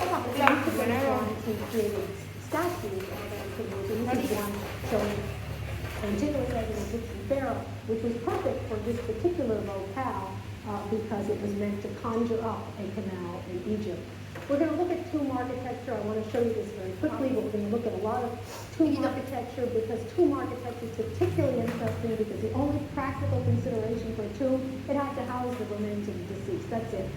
So you could be very whimsical and personal about the kind of tomb you wanted to be buried in. This is a series of Pompeii, but we're going to look at those of the Emperor Augustus, who was buried in a mausoleum that went back to those of the earlier Etruscans, kings who ruled Rome before the emperors did, and who built a round tomb with an earthen mound very similar to that of the Etruscans. Hadrian, the famous Emperor Hadrian, was also buried in a round tomb at the well-known Coppa San Angelo in Rome today, with his beautiful Bernini bridge, the angels, the Bernini's angels on the bridge.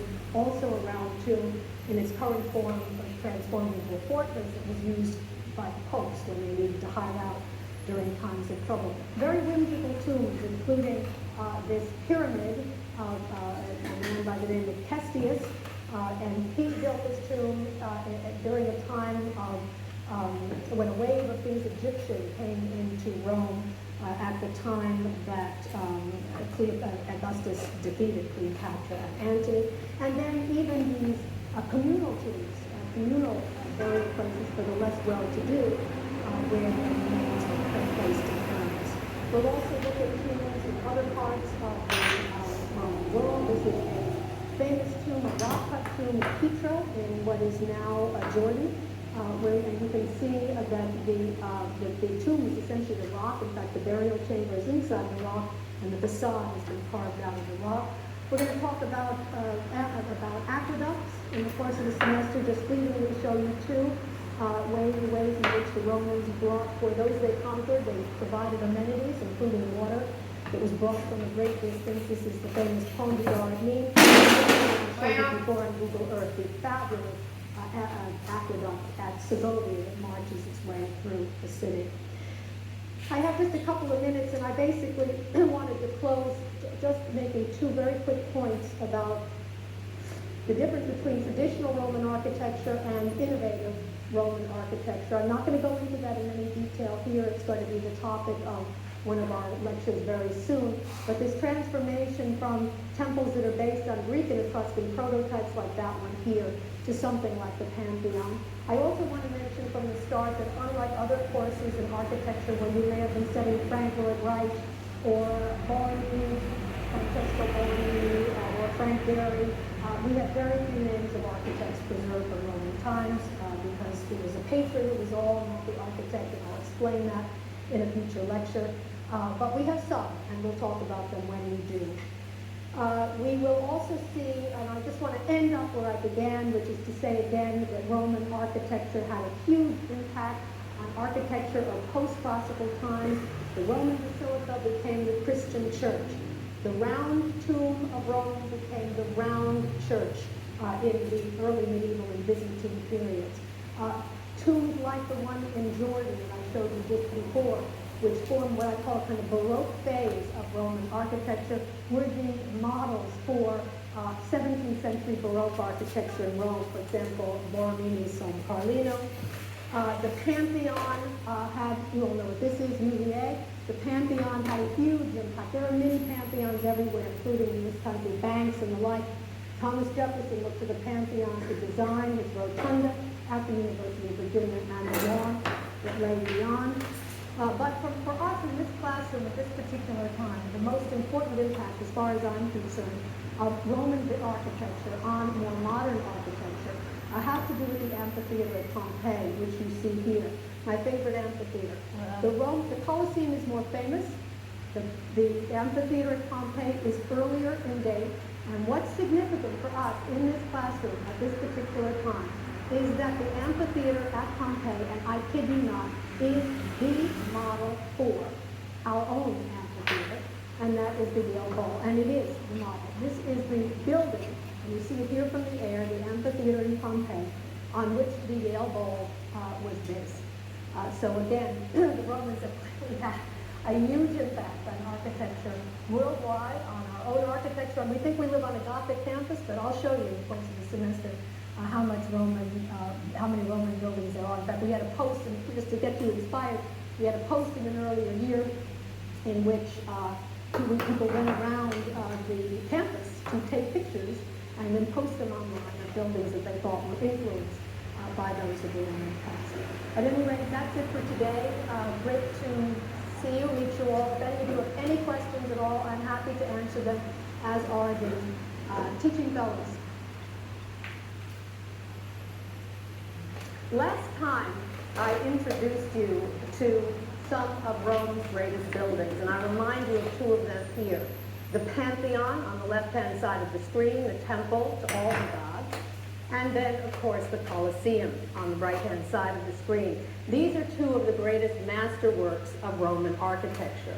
And we will gain momentum and work our way up to those in the course of the semester, but it's not where we're going to begin. We're not going to begin with these masterworks. We're going to begin at the beginning. And the beginning goes way, way back, in fact, all the way to the Iron Age, indeed to the 8th century BC. And we know on precisely what day, not only the history of Rome, but the history of Roman architecture began. And that was specifically on the 21st of April in 753 BC. Because it was on the 21st of April in 753 BC that, according to legend, Romulus founded the city of Rome. Romulus founded the city of Rome on one of Rome's 7 hills, the Palatine Hill. And I show you here a view of the Palatine Hill. This is taken from Google Earth. I urged you last time to make sure that you have Google Earth downloaded on your computer and to take advantage of using Google Earth in the course of this semester in order to really get to know the city of Rome and the location of the various buildings we'll be talking about within the city fabric. So I show you one of these views of the Palatine Hill in Rome from Google Earth, and you can see the relationship of that hill to Rome as it finds itself. You'll be able to pick all of these buildings out by yourselves in the very near future, but let me just do that for you here this morning You can see, of course, the Colosseum in the corner. You can see the Roman Forum lying in front of it. You can see that modern street that you see right behind the Forum is the Via dei Fori Imperiali, commissioned by Mussolini or Duce. We can also see in this view the Capitoline Hill with the oval piazza designed by Michelangelo, and down here the famous Circus Maximus, as you can see, the greatest stadium of Rome. It wasn't the only stadium of Rome, it was the largest, and you can see its hairpin shape right down here. The hill in question right now is the Palatine Hill, and this is the Palatine Hill, all of this area here.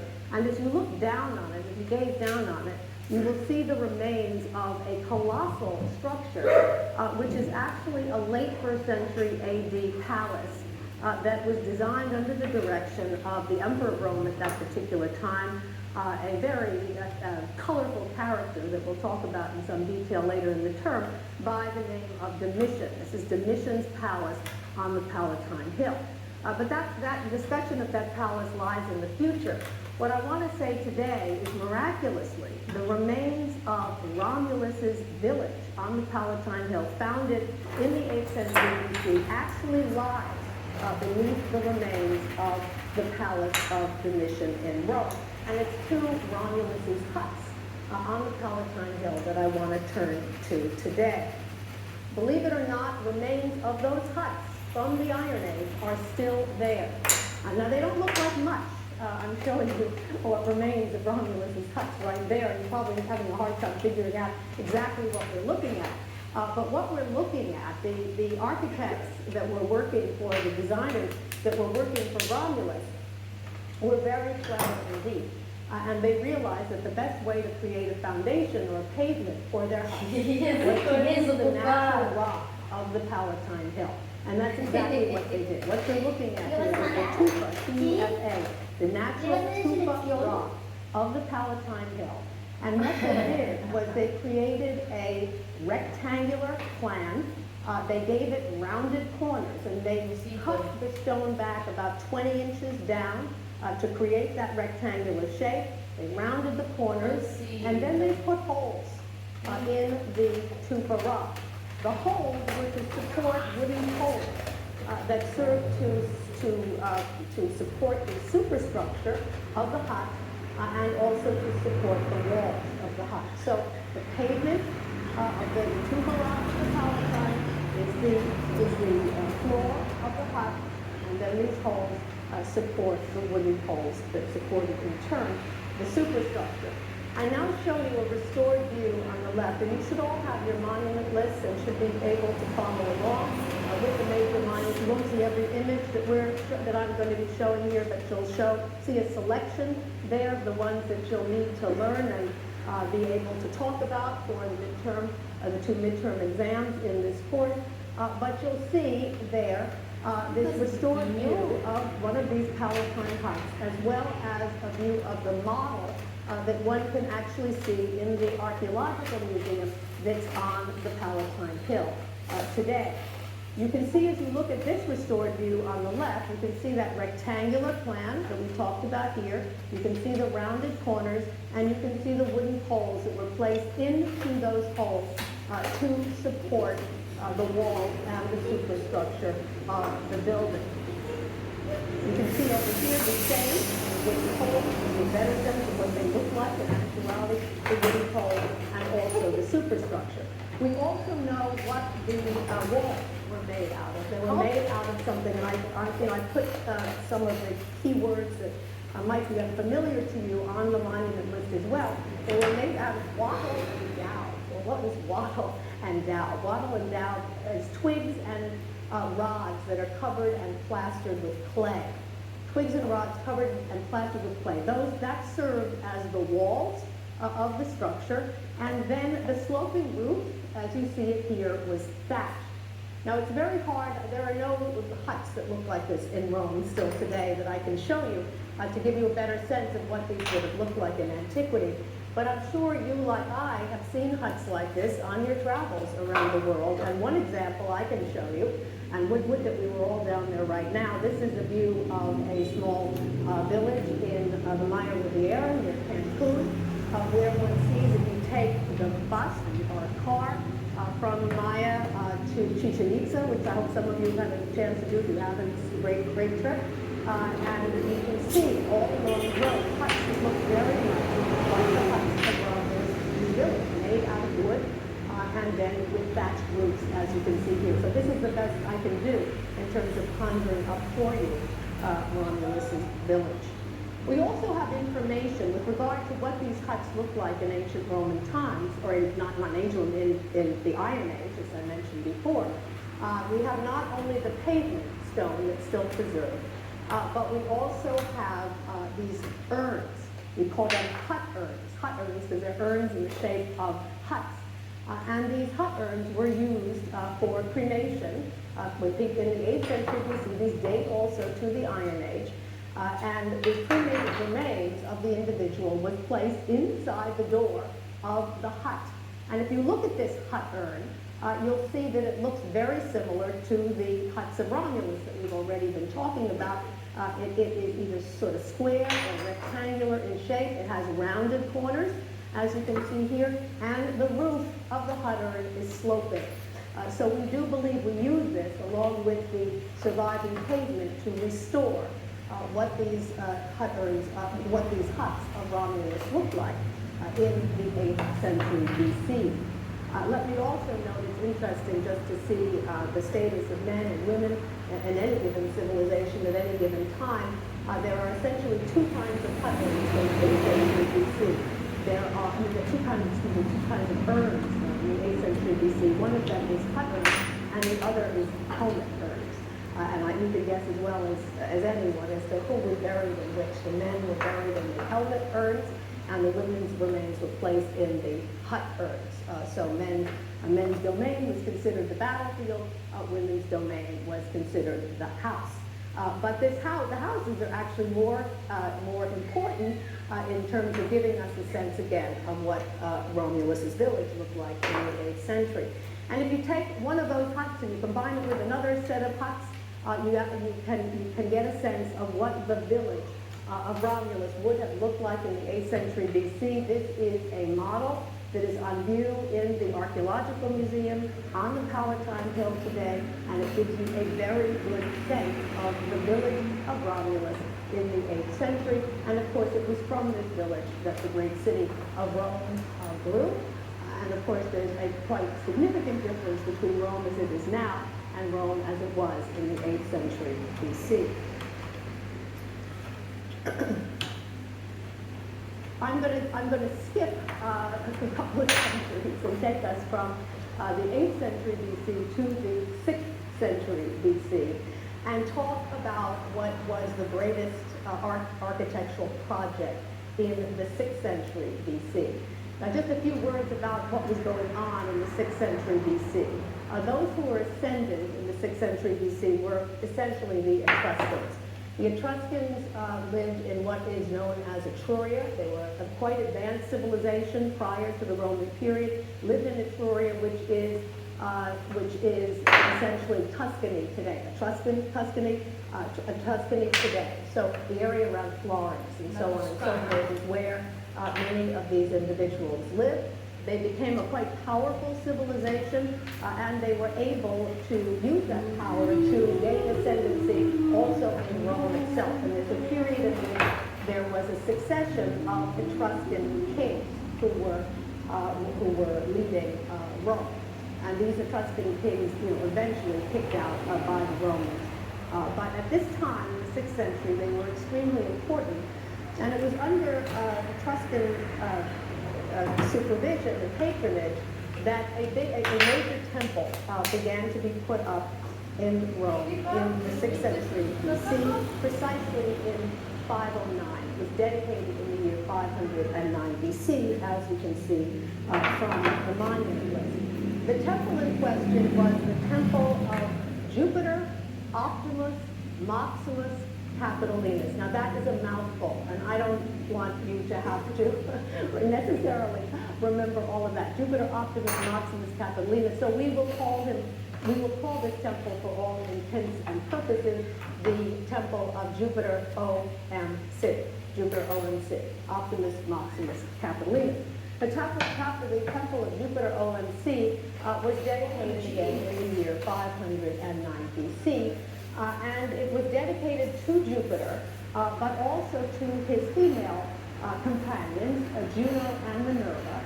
And when we think of those three, or when those three are joined together, Jupiter, Juno, and Minerva, they are known as the Capitoline Triad, because their main temple was on the Capitoline Hill in Rome. And we will see the Capitoline Triad not only honored in this temple, but in other temples. I showed you one on Tuesday in Pompeii, for example, the so-called Capitolium in Pompeii that honored Jupiter, Juno, and Minerva. You'll see that when a temple honors the three of them, it has implications for the architecture of that building, for the design of that building. We'll talk about that right now in a few minutes. But I want you to be aware of what the Capitoline Triad is. So it's all three of them honored together, although Jupiter is always considered supreme whenever those three get together. So we have a temple here that we have to think of in large part as an Etruscan temple put up during the time of the Etruscan kings, dedicated in 509, but one that is beginning to have the impact of Rome. And will itself have a very strong impact on Roman temple architecture. We're going to focus quite heavily today on Roman temple architecture, and then, of course, return to it sporadically in the course of the semester as we move through and look at other temples like the Marathon and others that were put up in the Roman provinces. The Temple of Jupiter OMC was built on the Capitoline Hill in Rome, so one of the other major 7 hills. So while the hill of the Palatine is basically the residential section of Rome at this juncture, the Capitoline Hill became its religious center, where its main temple was placed. The Temple of Jupiter was located on the hill. It was located on the hill at about the position of one of the palaces that's there now. We mentioned last time, and any of you who've been to Rome know this well, that the Capitoline Hill was redesigned in the Renaissance by none other than Michelangelo himself.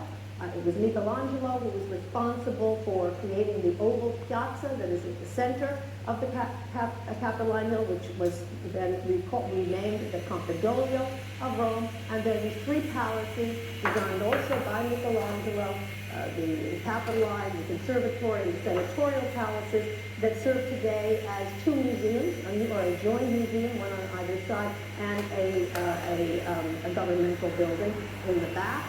And you can see that very well here. So this is the Capitoline Hill as it looks today, as redesigned by Michelangelo.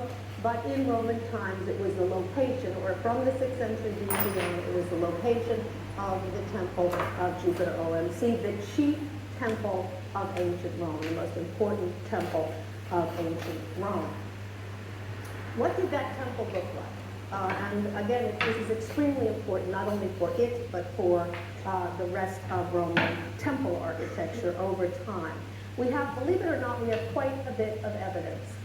It's complicated by the fact that this temple burned down quite a number of times throughout its history. We know it was still standing, by the way, in the 4th century AD, when it was described by a very famous writer. So it had a very long history, but it burned down several times. And it was rebuilt several times, and each time it was rebuilt, it obviously was rebuilt in a new style, whatever was au courant at that time. So it changed considerably, and nonetheless, we do have quite a bit of information about it. As far as we can tell, when it was put up in 509 BC, it looked something like this. What you're seeing here is a restored view and a plan of the temple in 509 BC.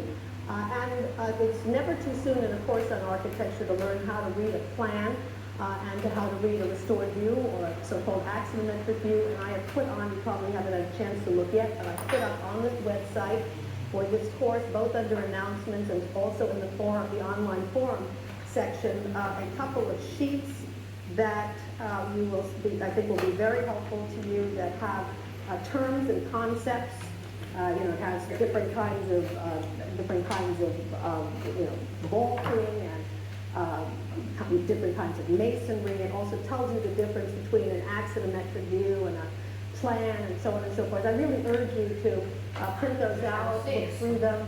In the beginning of the semester, we do have to spend a lot of time on what things are called, but once we do that for a couple of weeks, we'll be done with it, and you'll know all the basic terms, and we'll be able to go on from there. But I think you'll find those handouts extremely helpful.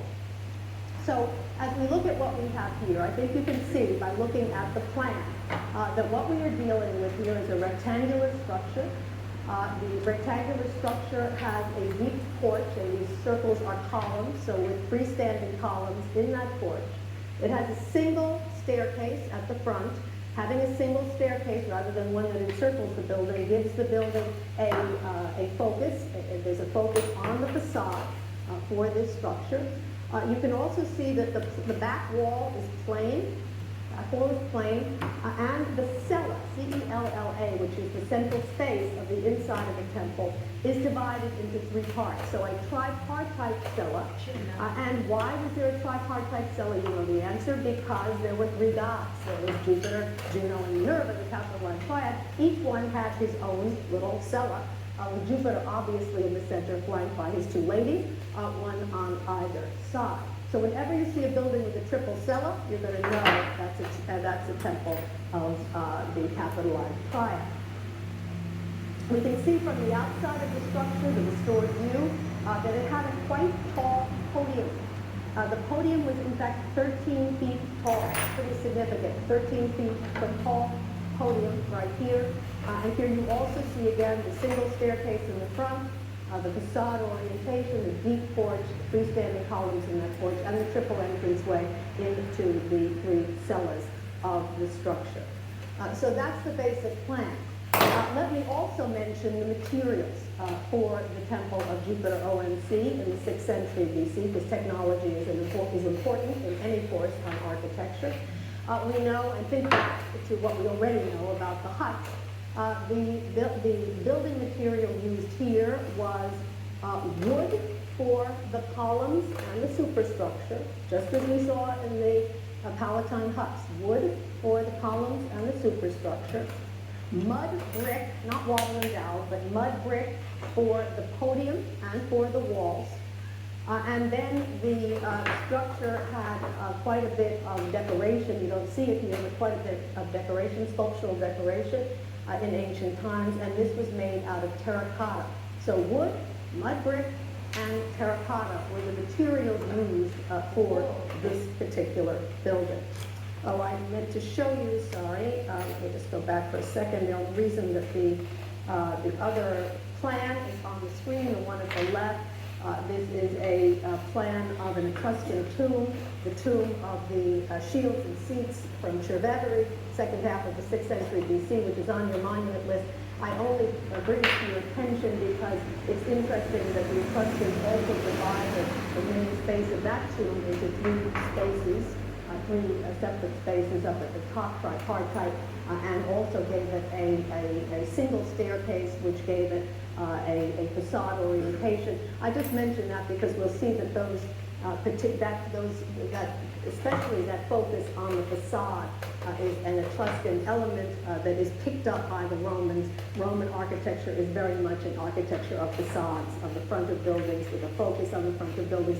And I wanted to make sure that you knew that not only in temple architecture, but also in tomb architecture under the Etruscans, that was an approach that they already took, and it was adopted from them by the Romans.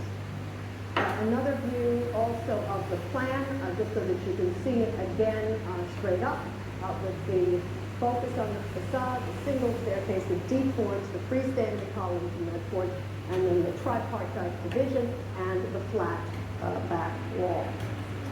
I think it's important at this juncture to make a distinction between the most important Etruscan temple, namely the temple of Jupiter OMC, and you see a model of that here, and the most important ancient Greek temple, the Parthenon in Athens. Parthenon in Athens dates, as you probably know, to the 5th century BC, this to the 6th century BC, so they are not exactly contemporary, but roughly contemporary to one another.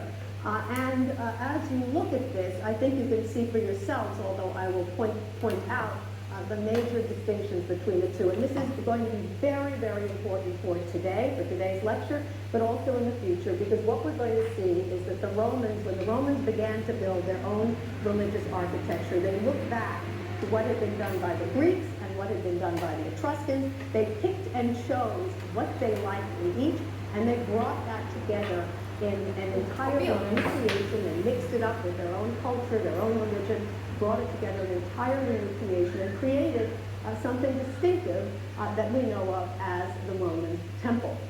So what are the differences between the two? We've already talked about the main features of the Etruscan temple, but with what are the main features of the Greek temple, of the Parthenon?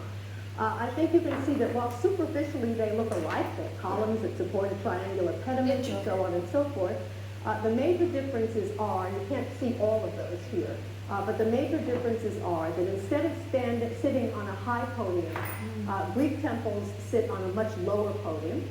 They have a staircase that encircles the entire building. No facade orientation there, no single staircase on the front. The stairs encircle the entire building, as you can kind of see here. And there is a single cella. They never use the triple cella, as we see in the Capitoline temple. And the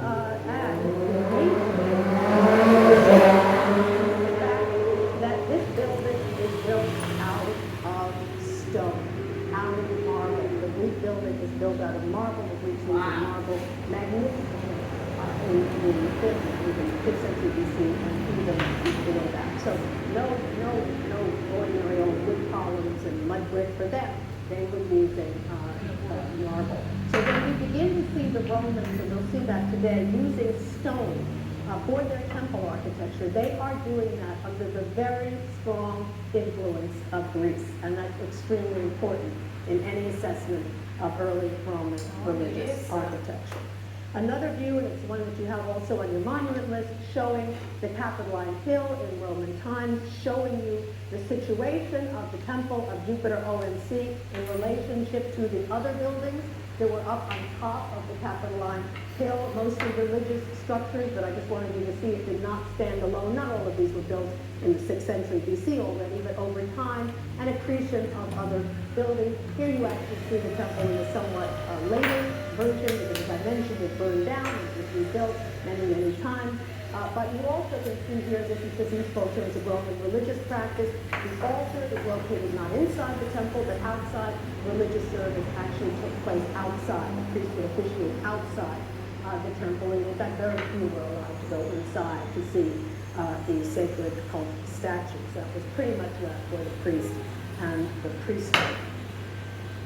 Just again to underscore the importance of Google Earth for anyone who is not here on Tuesday, I mentioned at that time that you can not only go and fly over Rome as it looks today via Google Earth, but they have just recently, in the last few months, introduced an ancient Rome version.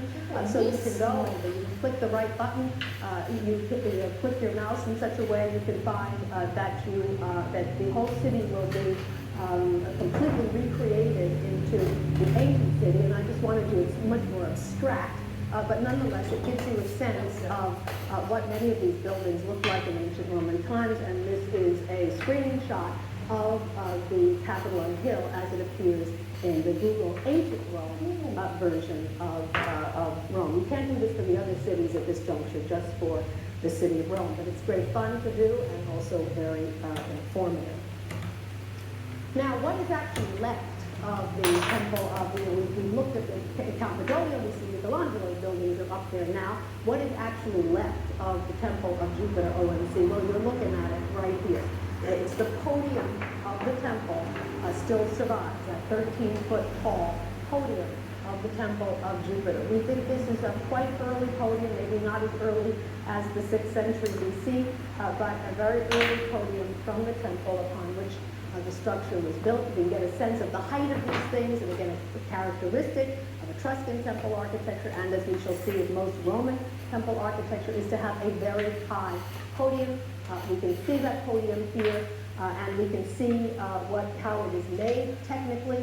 You can see it is made up of a series of rectangular blocks that are placed one next to one another and on top of one another. This is technically called ashlar masonry, A-S-H-L-A-R, ashlar masonry, to build a wall with these kinds of rectangular blocks piled one on top of another. It's tufa stone in this particular case. Once again, this is natural, tufa stone natural to Rome, T-U-F-A. This ashlar masonry, again, a building technique that was particularly popular in the 5th and 4th and 3rd centuries BC in Rome. Now, what went up after the temple of Jupiter Olensi in Rome? Quite a bit. I mean, this is a very inspiring project, a very major project, and obviously it spawned a lot of other building projects in the city. Very few of those survive. I can't show you much else from this particular period, and this is for a variety of reasons. It has to do in part with those fires that I mentioned. A lot of things burned and no longer survive. It has to do with something I mentioned also on Tuesday, and that is that some of these buildings became quarries in later times, with later patrons and architects using them as a source of stone that could be used in later structures. So many of them were dismantled to be used for other buildings. And also, any city that is inhabited, as Rome has been for 2.5 millennia, is obviously going to lose a certain amount of its structures over time. They're torn down, they can be rebuilt, they can be incorporated into other buildings. Some of those that have survived best were actually incorporated into other buildings. And indeed, that's what happened here. The wall was incorporated into something else and built on top of, and that's why it still survives. So we don't have all that much, again, besides this. But even if we had, whatever was standing in the 5th and 4th century, the early 4th century BC, would have been destroyed in the year 386. Because in the year 386 BC, a group of tribes, the Gallic tribes, the Gauls, came down from the north. They destroyed everything in their path. They did a lot of damage to the Etruscan settlements around Florence and so on. They destroyed those. They came into Rome and they set the city of Rome ablaze.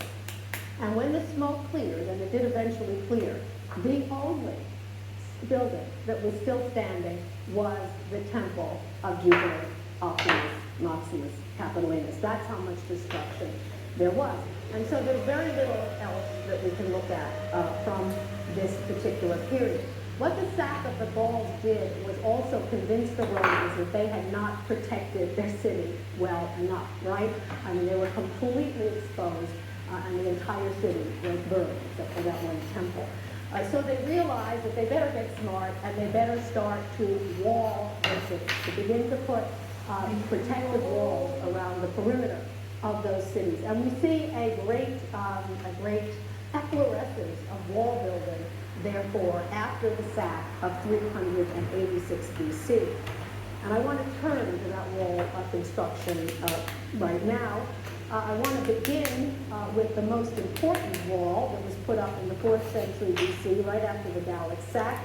And this was the wall around Rome itself. Rome was encircled with a stone circuit that went around the entire 7 hills, the famous 7 hills of Rome, enclosing it in this stone circuit. And fortunately, some parts of that wall are still preserved today. And I show you the most extensive section here. This is called the Servian walls. You can see this on your monument. The Servian walls in Rome dates to 378 BC. Right after the sack, not long after the sack, 378 BC. Some extensive sections of that wall are preserved. The most extensive is the section near Rome's main train station, the Stazione Termini. You can see the Stazione, modern building, you can see the Stazione Termini in the upper right corner. And here is a view of this extensive section of the Servian walls in Rome. The Romans didn't want to take any chances. They decided, even though their tufa was pretty good, they decided they wanted to use the finest tufa possible. And so they brought it in from the Etruscan city of Veii, V-E-I-I. Veii was a famous and important Etruscan city that the Romans had just made their own. So it was a perfect source for them of outstanding materials. And they brought in an imported yellowish tufa from the Etruscan town of Veii to use for this very significant, very important wall that was going to protect them from this time forth. And you see that wall again here. It is very weathered, even though it still stands. It's very weathered, so the stones don't look as expertly carved as they would have been in ancient Roman times. And what you think is hard to see here, and I'll show you better in a different wall shortly, but what is hard to see is the system of what are called headers and stretchers. Headers and stretchers that they use for this wall. What a header is, when you take the same size rectangular block, but when you put the short side out, facing out, that's a header. And when you put the long side of the rectangle facing out, that's a stretcher. So it was a alternating headers and stretchers. Again, I'll show you that better in another wall momentarily, but use of headers and stretchers here. And we can also see that the blocks are quite regular. We are dealing with what we call ashlar masonry. Once again, the same kind of construction is placing of these fairly regular blocks, one next to one another and one on top of one another. Ashlar masonry. In Latin, the term is opus, O-P-U-S, quadratum, Q-U-A-D-R-A-T-U-M, opus quadratum. So this, you can call this either ashlar masonry or opus quadratum, squared work. Same sort of thing as we saw on the podium of Jupiter OMC being used for the Serbian walls in Rome in 378. I showed you last time this section of the Serbian wall so you can get a much better sense of the coloration of that yellowish tufa from Veii. This is also very weathered, so it's hard to see the headers and stretchers, but it's another section of wall, just in case any of you are going to Rome anytime soon, that one can see on the Aventine Hill, which is a beautiful residential hill in Rome, one of those lovely places to wander in the entire city. You will come across another section. Every now and then little pieces of antiquity will crop up. They come up in the most unusual places as one wanders the city, which is one of the reasons it's such a fascinating place to visit. Now the Romans realized what was going on at the same time as the Romans were beginning to extensively colonize. They had these imperialistic ambitions, they wanted to colonize the world, but they began with the places closest to them, and they began to build extensive colonies in Italy, especially in an area very close to the city of Rome itself. And they recognized as they began to build what I mentioned to you last time, I like to call mini Romes, because these are little cities in the version of the capital city itself. As they began to build these mini Romes, they recognized that these mini Romes also needed security, also needed to be protected by walls that were comparable to the Serbian wall. So we see this great efflorescence not only of colonization, but also of wall building in the period following the sack and the period following the construction of Rome's own Serbian wall. And I want to show you a few examples of that. This is a map that was custom made for this course. You can find it on the web portal, and I think you'll find it very useful because what I've done here obviously is focus on, I don't clutter it up with a lot of places we're not looking at. I focus on the towns that we are actually going to be looking at buildings in. So I think you'll find it extremely helpful. Rome is here at the start. You actually click on the map and it will take you to a map of Rome itself. But we see the star where Rome is, and the towns that I'm going to take you to that have walls are the city of Koza, the town, the village really at that time of Koza, the town of Norba, which you see over here, and the town of Faleri Novi. But I wanted to show you the map because you see how close, how proximate they are to the city of Rome itself. I'm going to show you this fairly rapidly, just to give you a sense, again, of the kind of wall construction that was going on in the colonies, in the Italian colonies, at this time. We'll look first at the city walls of the town of Norba, and you can see from the monument list that dates to the second half of the 4th century BC. And as you look at these walls, these are not done out of tufa, but a local stone, true Norba, more grayish in color, as you can see here. But you can tell me yourselves right off, that's not opus quadratum, that's not ashlar masonry. The blocks are not rectangular, and they're not that even. In fact, they're multi-sided blocks. Some of them are polygonal blocks, and we technically call this polygonal masonry. And they've taken these multi-sided blocks, piled them up in a very interesting way to create a very handsome wall. I like this wall a lot myself. A very handsome wall to encircle the town of Norba. So polygonal masonry in this particular instance. And we see the same use of polygonal masonry at the town of Koza, which is north of Norba. So remember from the custom map, the town of Koza, the walls date to 273 BC of Koza, and you see glimpses of them here.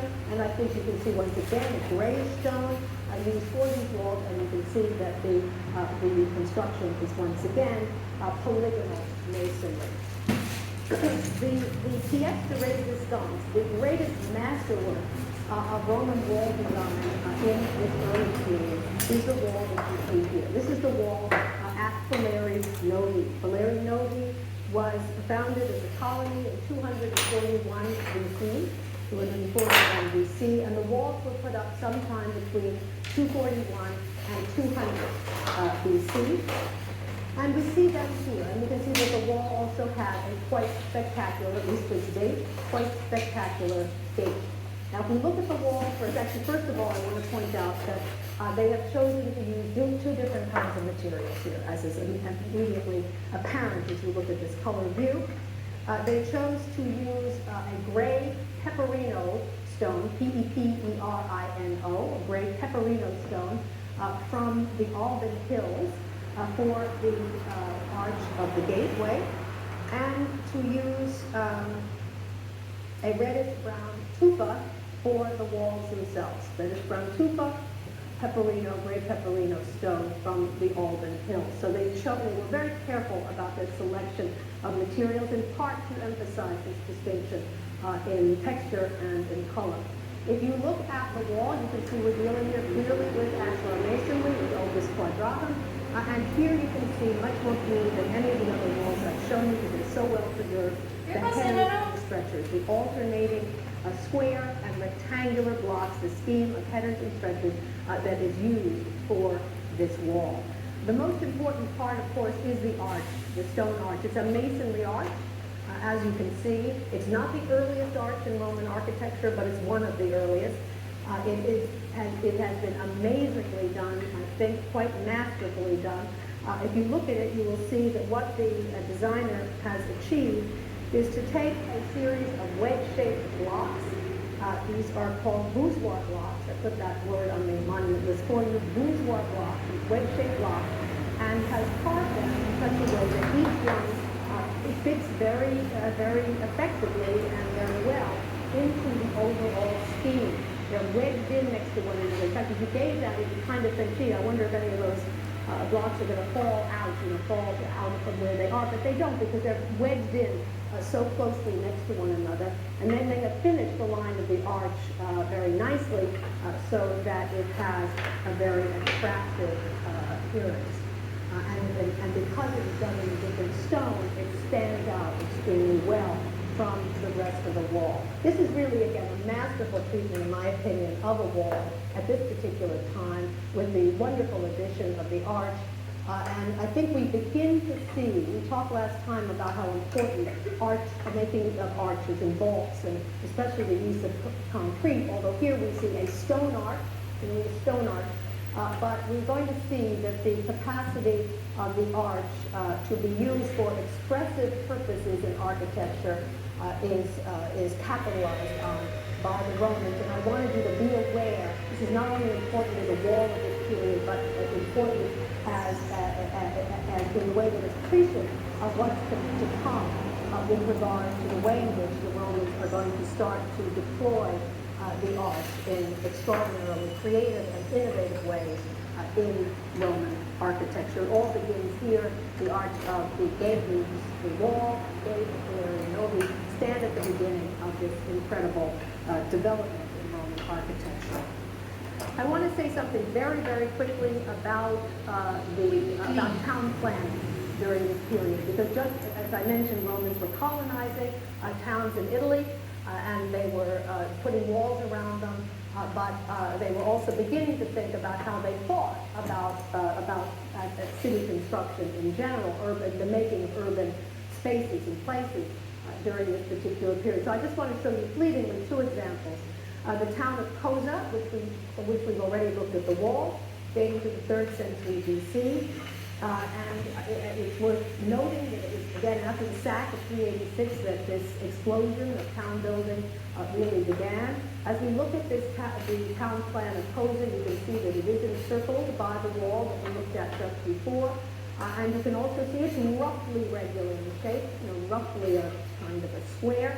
As you can see here, there are gates in the wall, and then there is a scheme of streets that is comparable to what I mentioned last time was typical for an ideal Roman city plan, and that is the two main streets, the Cardo and the Decumanus of the city, the Cardo being the north-south main street and the Decumanus being the east-west street, and then intersecting very close to the center of the city, and it's usually very close to that same center that you find the forum, a great open space, meeting and marketplace of the city, as well as a host of other buildings, the Basilica, Market, and so on. And then on the highest hill of the town of Cosa, a Capitolium, a temple to Jupiter, Juno, and Minerva, on that highest spot, the most important religious structure of that town.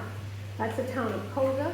And then the other more important one is the town of Ostia, the port of Rome. The town of Ostia, which was first founded in 350 BC, and it was at that time that a military camp, or castrum, was, C-A-S-T-R-U-M, a castrum was laid out there, and you can see a plan of that castrum. You see the dark dotted lines here is the original plan of Ostia, 350 BC. All the rest that you see around it in the city as it grew into the 2nd century AD and it had its efflorescence. So we see the original city here, and you can see it is perfectly regular. And I mentioned to you last time that this is very different from what happened in Rome. Rome grew in a very haphazard way over the centuries. There was never any real attempt to plan the city. But when the Romans were left to build the kind of ideal city, the city that they thought was the ideal Roman city, they almost always built it in a very regular fashion, as a square, as a rectangle, as regular as they could make it. And it varied depending upon the terrain. So it was a lot of hills, and so it might end up with a somewhat more regular shape. But here you see it at its most regular, planned like a castrum or a military camp, rectangular with the two main streets, the Cardo, north-south street, the Decumanus, the east-west street, crossing exactly at the center of the city. And then what's located there? The forum of the city, the great open meeting and marketplace, and then all the other major buildings deployed around that, and then, of course, the residential structures and the shops interspersed among those in this typical Roman town plan of the 4th century BC. I want to spend the rest of today's lecture on the three most important buildings, in the sense that I'm going to show you today, vis-a-vis the development of Roman religious architecture, specifically temple architecture. And I think I'm going to actually call for your help. You've learned a lot already, and I think you now know enough to help me along a little bit here on sorting out some of these temples. One of them is located in Rome, and the other two are located outside of Rome. I'll show you the map again in a second so that you can see where those other two are.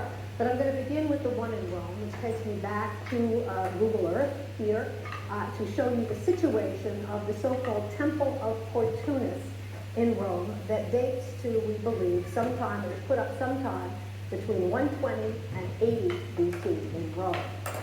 You're going to get so good at this that you're going to be able to point all these places out without me. But we're looking back again over, this is the Palatine Hill, we're looking at a slightly different angle. Palatine Hill over here, the very edge of the Colosseum you can see in the upper left.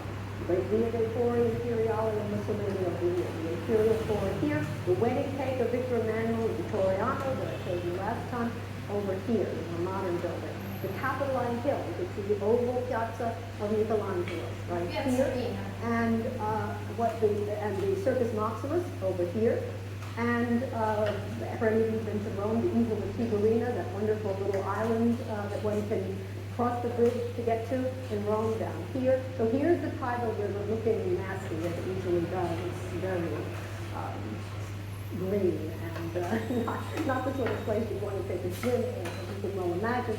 But you see the Tiber River here. And if you look very closely, you'll see two temples. This is a round temple, which has a very uninventive, it's called today very uninventively the round temple by the Tiber. The round temple by the Tiber for obvious reasons. And then here, a rectangular temple. It looks like it has a red roof because it was undergoing reconstruction, restoration recently. You see that here. This is the Temple of Fortuna. So you can see, in conjunction to another temple that was built very close to the river, to the Tiber River. Now let's look at the plans together of the Temple of Fortuna. Based on your understanding now, typical Etruscan religious architecture, typical Greek religious architecture, what would you say about this plan? Is this more like an Etruscan temple or more like a Greek temple? I can't remember if I think I forgot to mention with regard to the Parthenon, that not only does the typical Greek temple in 5th century BC have a staircase that encircles the entire monument, it has a colonnade, a freestanding colonnade that encircles the entire monument, and that's called a peripteral, P-E-R-I-P-T-E-R-A-L, a peripteral colonnade. So based on what you know about the Temple of Jupiter on Sea and the Temple of, and the Parthenon in Athens, does this plan, when we look at this building, does this look more like an Etruscan plan or like a Greek plan? Okay, Mr. Roma?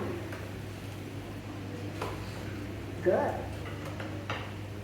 All right. Okay, yeah. It looks like it might be a combination. Give me what the Etruscan characteristics are first.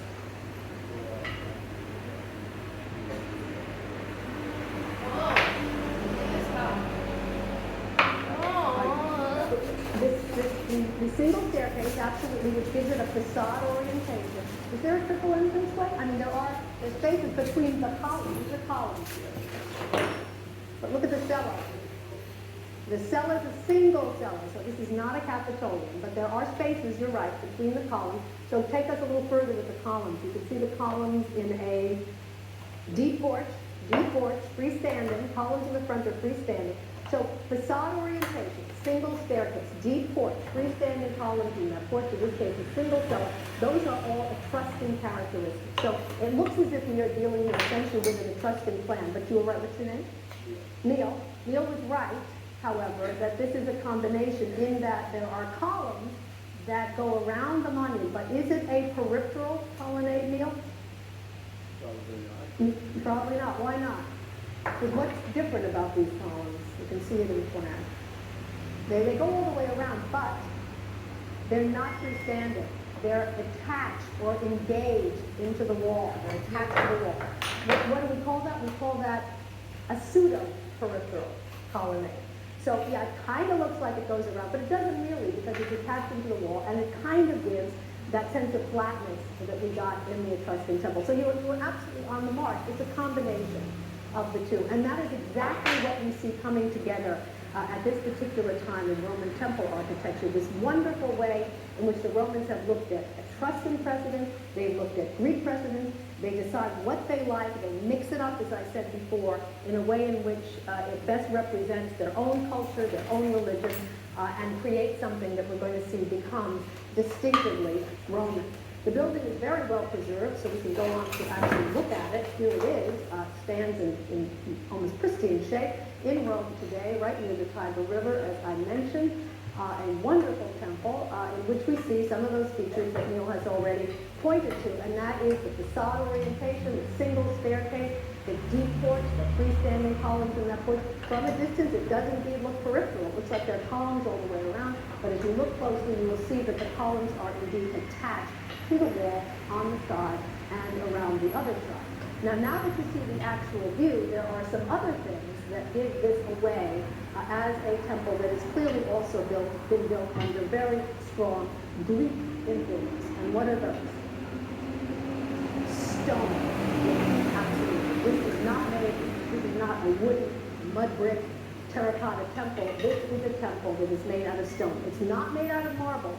It's made out of travertine. It has travertine, Travertine. Travertine is an Italian stone brought from or quarried at the town of Tivoli, T-I-V-O-L-I, which we'll talk about a lot in the course of the semester. Travertine brought, Tivoli is about an hour's high-speed drive today from Rome, obviously longer in antiquity, but it's fairly proximate to Rome.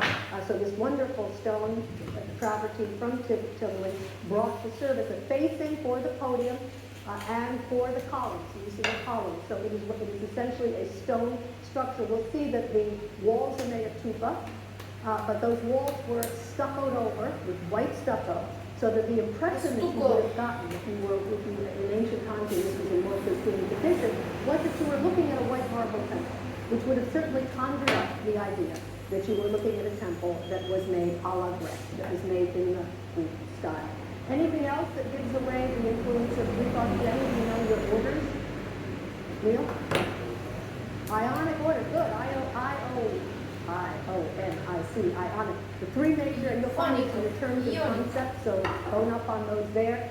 The Doric, the Ionic, and the Corinthian, we'll look at all of them today. The Ionic order, what characterizes the Ionic order are these what are called spiral volutes, V-O-L-U-T-E-S, spiral volutes, and you can see those here. This is a typical Ionic column, clearly made, we don't see the Etruscans using this, clearly made under the influence, the very strong influence of Greek architecture, Greek temple architecture. Here's a view of the temple of Portunus from the side and from the rear. We once again see the way those columns encircle the structure but are engaged into the wall.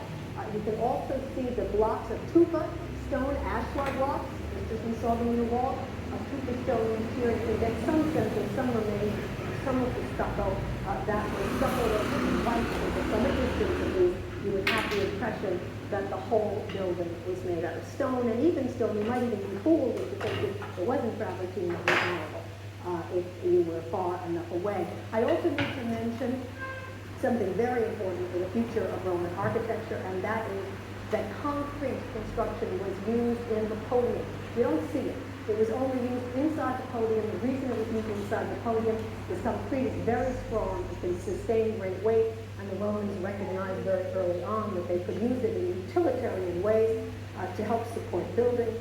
At this particular time, the concrete was made up of rubble and liquid mortar and a kind of a dash of volcanic dust, and they brought all of that together to create a material that could sustain great weight. So they used it here for utilitarian purposes, but we're going to see already next Tuesday the Romans beginning to take advantage of concrete for a very expressive purposes, and how well they do it, which culminates ultimately, obviously, in buildings like the Pantheon and its incredible dome. Here's a detail of the Ionic capitals of the Temple of Portunus. You can also see this building has, as it would have if it were made in Greece, what's called an Ionic frieze. An Ionic frieze, which if you look very carefully, there's some remains of the candelabra and the garlands that hung from those candelabra in the original design of this temple. I also think it's interesting to look, here's a view again of the Temple of Portunus as it looks today. This is a 19th century painting of the Temple of Portunus as it looked at the time it was done by that artist. And what you see is something that I have already alluded to, but which is extremely important for the preservation of buildings like this, and that is that this building, the Temple of Portunus, like so many in Rome, was reused in later times and transformed into something else, and it is probably only because it was transformed into something else that it survived as well as it did, because you can see that what happened is that they walled in the front, they gave it a real facade, a doorway, 3 windows, a medallion with a Madonna cross at the top, a bell tower, and they turned it into a church. And because it was an active church, it was kept in good shape. You can see those Ionic capitals and the frieze with the garlands and so on of the Temple of Portunus. And you can also see the round temple, by the way, where we're staying also over here. right near it, in the Tiber River. So this is the reason that we are fortunate that the Temple of Fortuna survived, and it does survive in large part because, again, it was transformed into a church in later times. And this is one of the fascinations of Rome, by the way. You never know.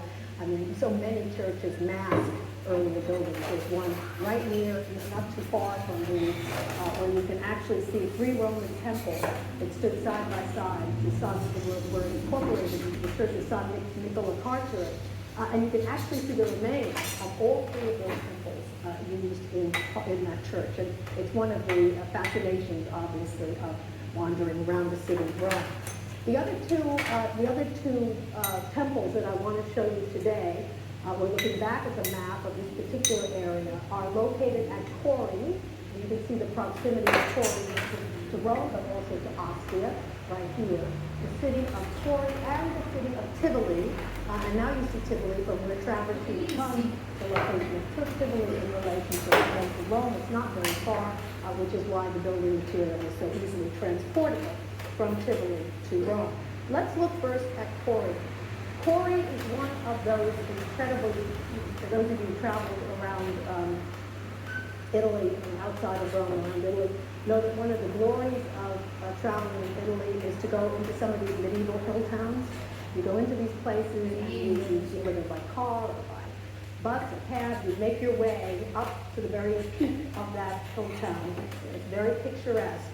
And then ultimately you get to the top and you stand up there and you get this incredible panorama over the city and over the landscape. That's the kind of place Cori is. It's a medieval hill town. But leave it to the Romans, and they had a knack for doing this wherever they went. They found the best location in Cori for their temple. And this temple is located almost at the very peak of the hill of Cori. And you have to drive all the way up to see the temple, the so-called Temple of Hercules at Cori. We don't really know if this was put up to Hercules, but it's been called the Temple of Hercules for a long time. So we continue to call it that. And you see it here in plan, in restored view, with this little complex in front, and then the temple as it looks today.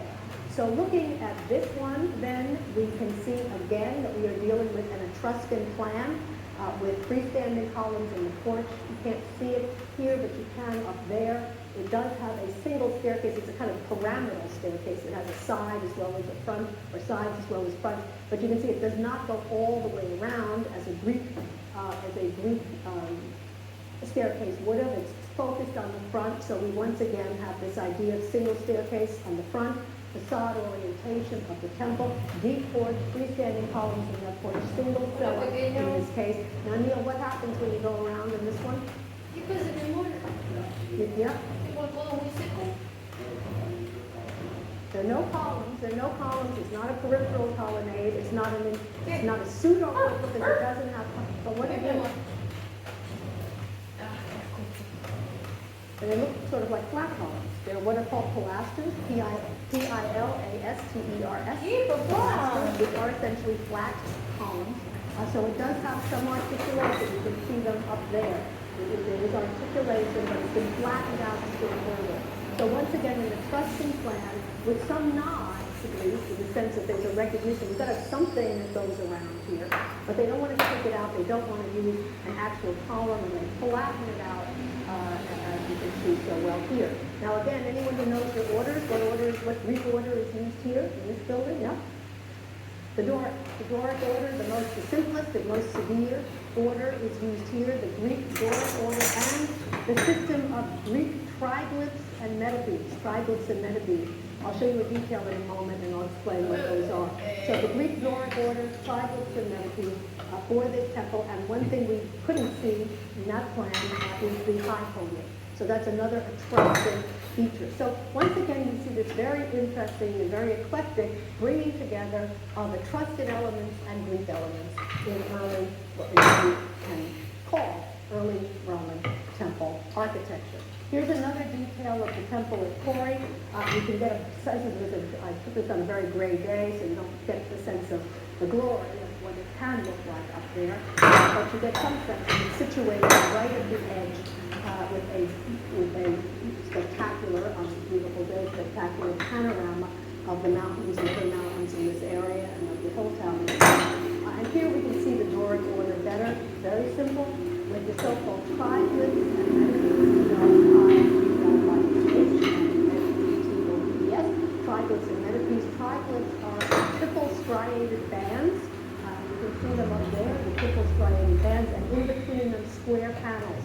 So this alteration of triple striated bands, the triglyphs, and the square panels, the metaphysics, which is typical of the Doric order, the Greek Doric order. You see it in the Parthenon, for example, and it has been taken over here by the Romans. You also see something very interesting about Roman building practice here, because if you look at the columns, you'll see that the upper part of the columns are what is called fluted. They have striations in them, but they're not fluted at the bottom. You can see it stops right here, the fluting stops here, and the bottom is plain. What's the reason for that? Well, we know that even in Greek Hellenistic times, that approach was taken, and we believe it was done for two reasons. One practical purpose. Why are there no flutes at the bottom? Because people are more likely to lean up against the columns at the bottom than they are obviously at the top. And when people lean up against columns, the flutes start to break off. So they decided not to flute the bottom. But it may have been also for decorative reasons, because we'll see when we get to Pompeii in the very near future that there are many columns at Pompeii that have fluting at the top painted white, and then the bottom, the plain bottom, painted red. For reasons of taste and decoration. And it's very possible. We do know that ancient, I don't want to destroy any illusions here, but ancient buildings were very often painted, and ancient sculpture was always painted. So these might have been a lot more garish looking in ancient times than they are today, which might also take it away from the sense of having a marble building. So that's something that we probably should keep in mind as we evaluate these structures. The last one I want to show you today is the Temple of Vesta at Tivoli. Also beautifully situated. It's a temple that dates to 80 BC, also probably not a temple of Vesta, but it's a round temple. The temples of Vesta were often round, so it's tended to be called by scholars the Temple of Vesta.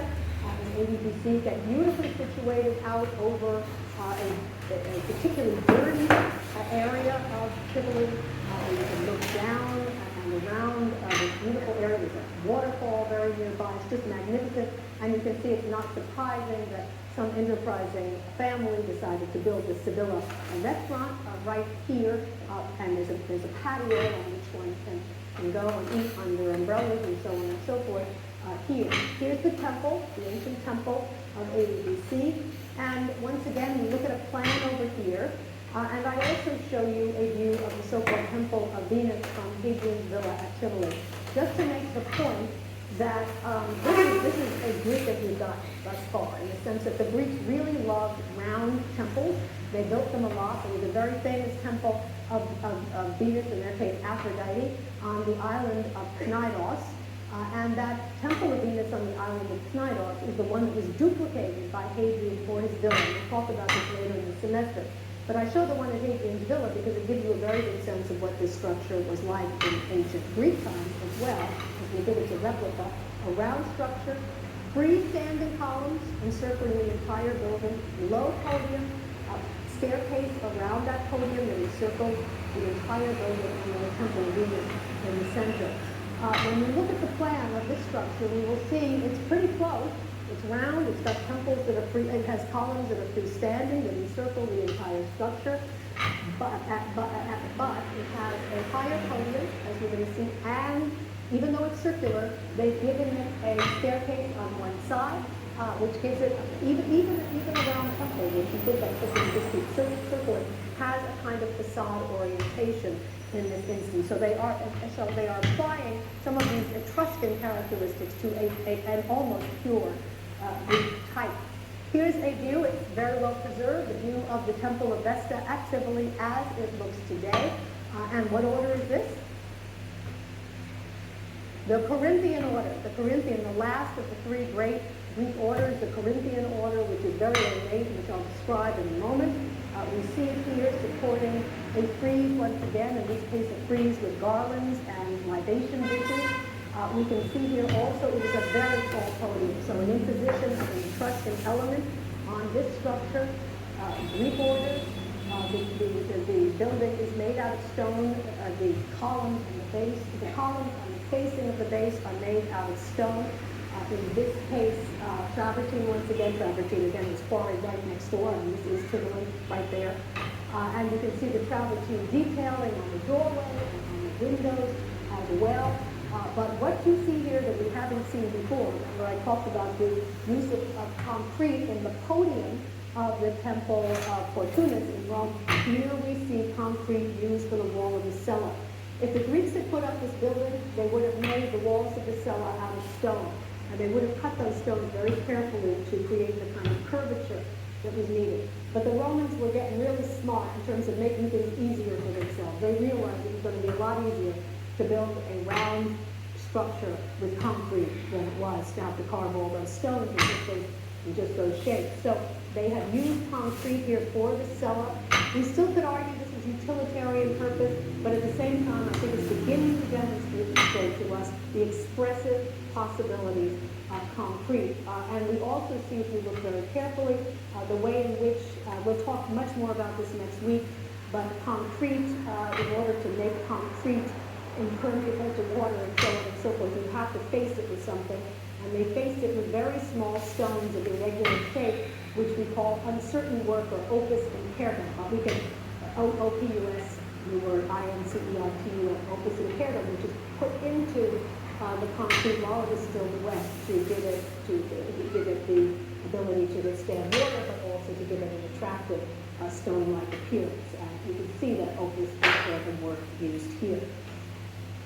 Here's a detail of the wall where you can see its curvature and also see that opus impertum work. And here is a detail of the capitals, the Corinthian capitals that are used here. What's characteristic of Corinthian capitals is that they have, like the Ionic, they have volumes, these spiral volumes, but they are much smaller and much more delicate, and they are, in a sense, separated into the flowering plant. This is called an acanthus plant, A-C-A-N-T-H-U-S. Acanthus plants grow all over Italy. You see them everywhere. So they are just copying a plant that is indigenous to Italy.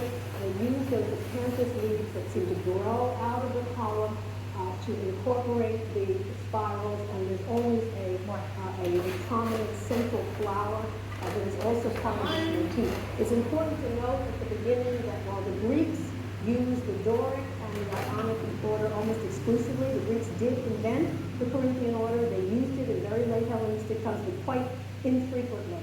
The Romans use all three, but we're going to see very quickly that they decide pretty early on that the Corinthian capital is their capital. And almost every building, we'll see some exceptions, but almost every building we'll see in the course of the semester uses the Corinthian capital. Why did they take to the Corinthian capital in particular?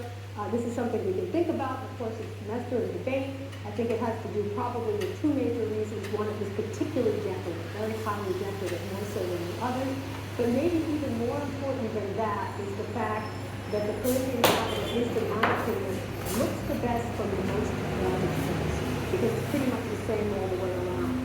The Doric is pretty severe. The Ionic looks best from certain angles where you can really see the volumes well, less well from other angles.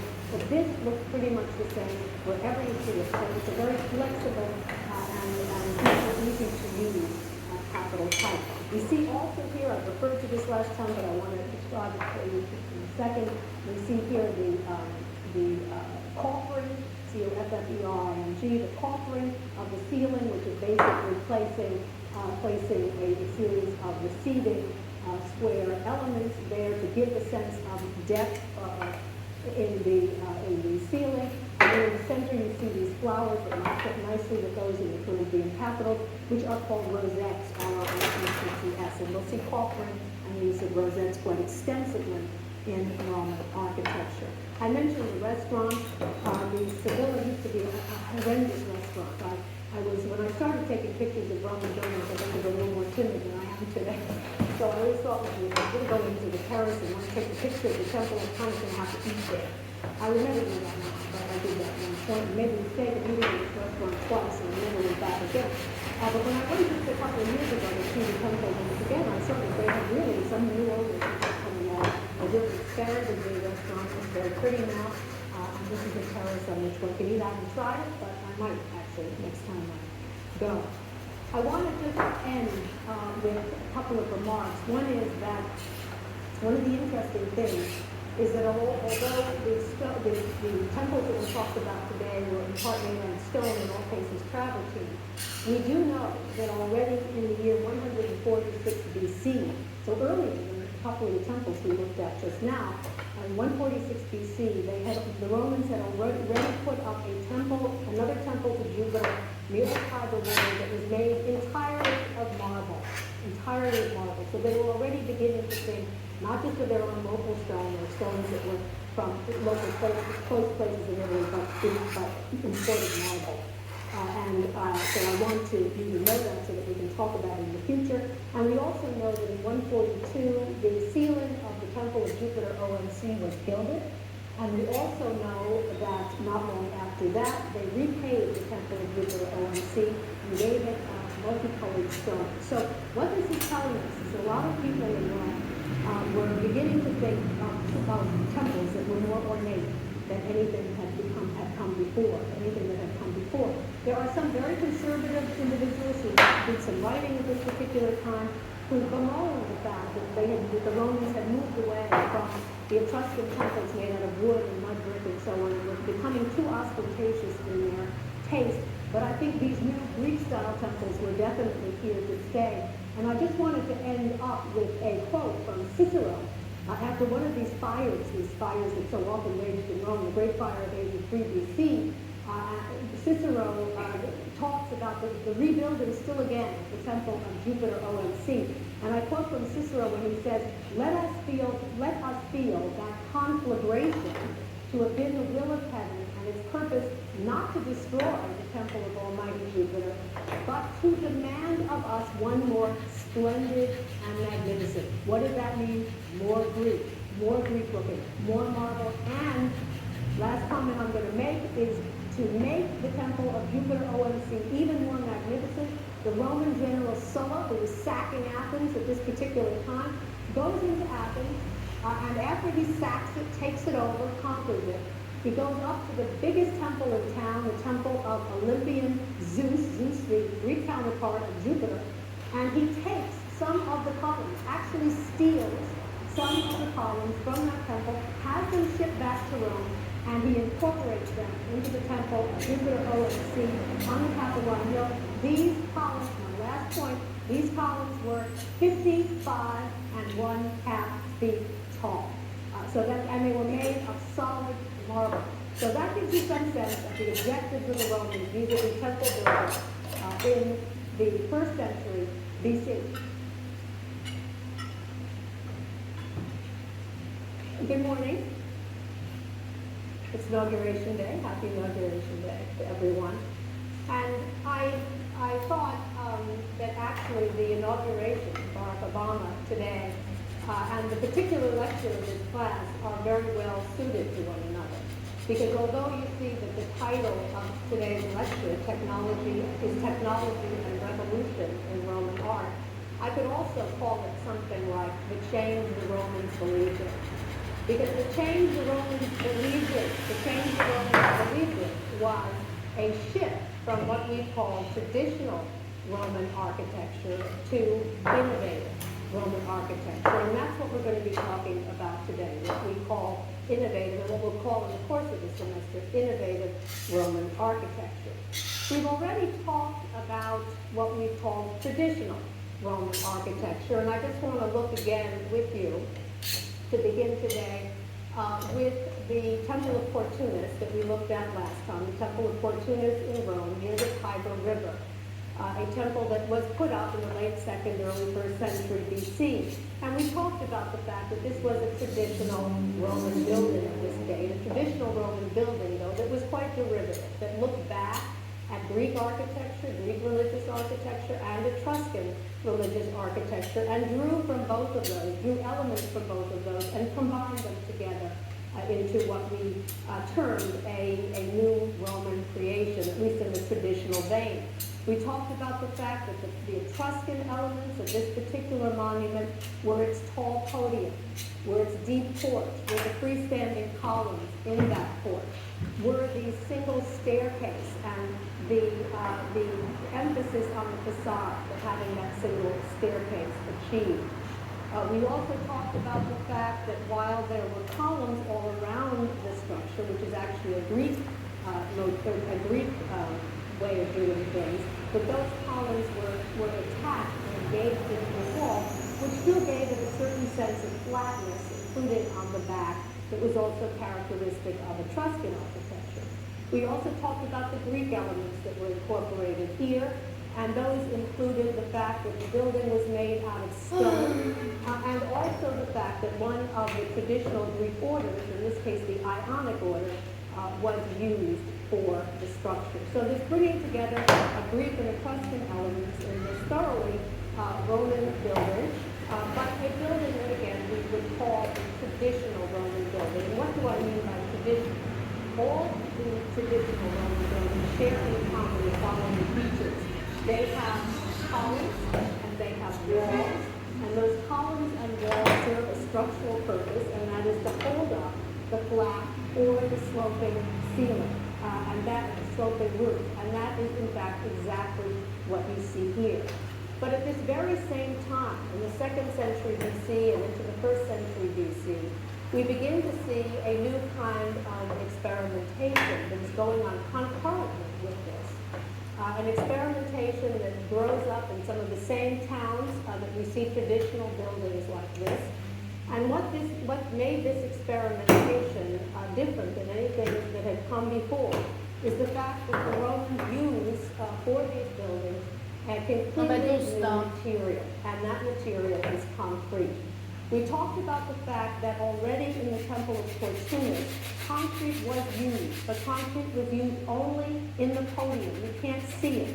It is inside the podium and serves to strengthen. Concrete has a great deal of strength. It can sustain great weights. And so it was placed in the podium for utilitarian purposes so that it could help to support the temple that was located on top. But again, none of its expressive possibilities were explored by the designer of the Temple of Portunus or any of the other temples we looked at last time. So what begins to happen also in the course of the 2nd and 1st centuries BC is architects beginning to realize that this new concrete technology has an opportunity to transform Roman architecture, and they begin to experiment with that transformation. In order to understand the concrete buildings that we're going to be looking at this morning, which are absolutely fascinating, and I hope you'll be as enthralled by them as I am, and they again stand at the very beginning of this development of innovative architecture in Rome, it's important to know a bit about concrete, Roman concrete that is, and I want to make a few points about it. Roman concrete, the Latin term for it is opus caementicum, as I've indicated here. Roman concrete is different from what we think of today as concrete. It's a composite of various natural elements that becomes a liquid mass when mixed with water and eventually hardens into a very, very strong substance, much stronger than any of its ingredients are on their own. Roman concrete was a mixture of stone rubble and liquid mortar and composed of lime, sand, and something called pozzolana. Pozzolana being a volcanic substance which was very plentiful in Italy, especially around the area of Pompeii, Herculaneum, the area of Campania.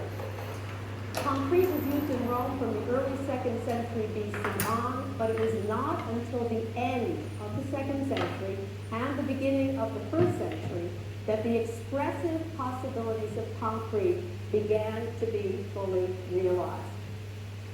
Concrete, I think this is also important to mention when you think about concrete construction in relationship to stone construction that we've already discussed. Concrete is not cut or quarried the way stone is. Concrete is cast in molds. Concrete can be cast in any shape, at least any shape that a carpenter can build with wood. And like modern builders, the Romans erected wooden frames for their walls and ceilings, and they poured concrete into those wooden frames. What's most important for us in the context of this lecture and this course in general is that the introduction of Roman concrete into Roman architecture freed the Roman architect from the confines of a rectilinear architecture that they inherited from the Greeks, the kind of rectilinear architecture that made up a temple like the Temple of Fortunus. This is a very momentous change and one that will have a lasting impact on the buildings of the Romans. Let me try to give you a sense of what I mean by this. One could argue that the greatest concrete structure built by the Romans was the Pantheon, and I remind you of the Pantheon on the right, in fact the dome of the Pantheon, which would not have been possible without concrete construction. But it's interesting to compare the Pantheon to an attempt that Etruscan architects made to create something similar, but out of stone. I show you on the left-hand side of the screen an Etruscan tomb that dates to 600 BC, so very early in time, 600 BC, an Etruscan tomb at a place called, it's not on your monument list, but at a place called Quinto Fiorentino, Quinto, the word Fiorentino, Quinto Fiorentino in Etruscan territory. And what the architects have done here is to try to create a round tomb, and they've used stone, as you can see. And they have laid those stones, they've cut and quarried the stones as usual. They've tried to cut them in the shapes that they need in order to make this work. And they've piled them one on top of the other, row after row after row, until they've it started out okay at the bottom. But as they get further and further onto the top, and it gets rounder and rounder and converges at the apex, they start to have trouble, as you can see. And although it's a heroic, a valiant attempt on their part, it isn't terribly successful, at least to my mind, aesthetically. And in fact, they were worried about it falling down, so they even had to place a stone pier here to support the jump, to make sure that it didn't drop. And actually, that was pretty successful, because here it is, still today, looking pretty good in that regard. But with the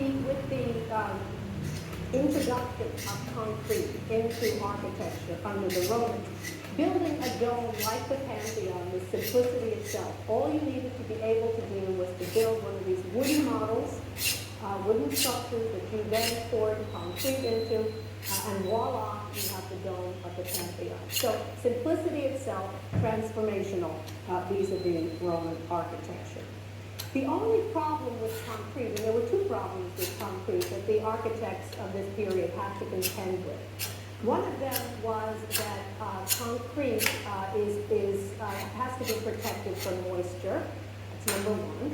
And number two, that concrete is less attractive than stone.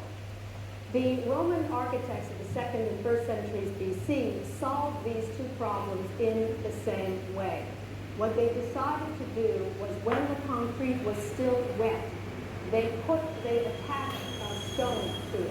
This could either be large ashlar blocks, stone blocks, or it could be a small stone, that uncertain work or opus impertum that we talked about last time, pressed into the concrete when it was wet, and when it all dried, that stone both made the building look more attractive and also protected the building from moisture.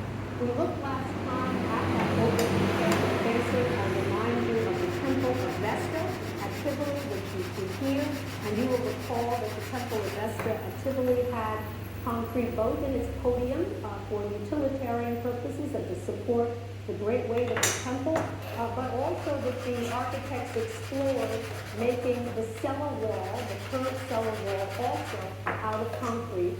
And then when that concrete was wet, they put in these small, irregularly shaped stones called uncertain work or opus impertum to protect that.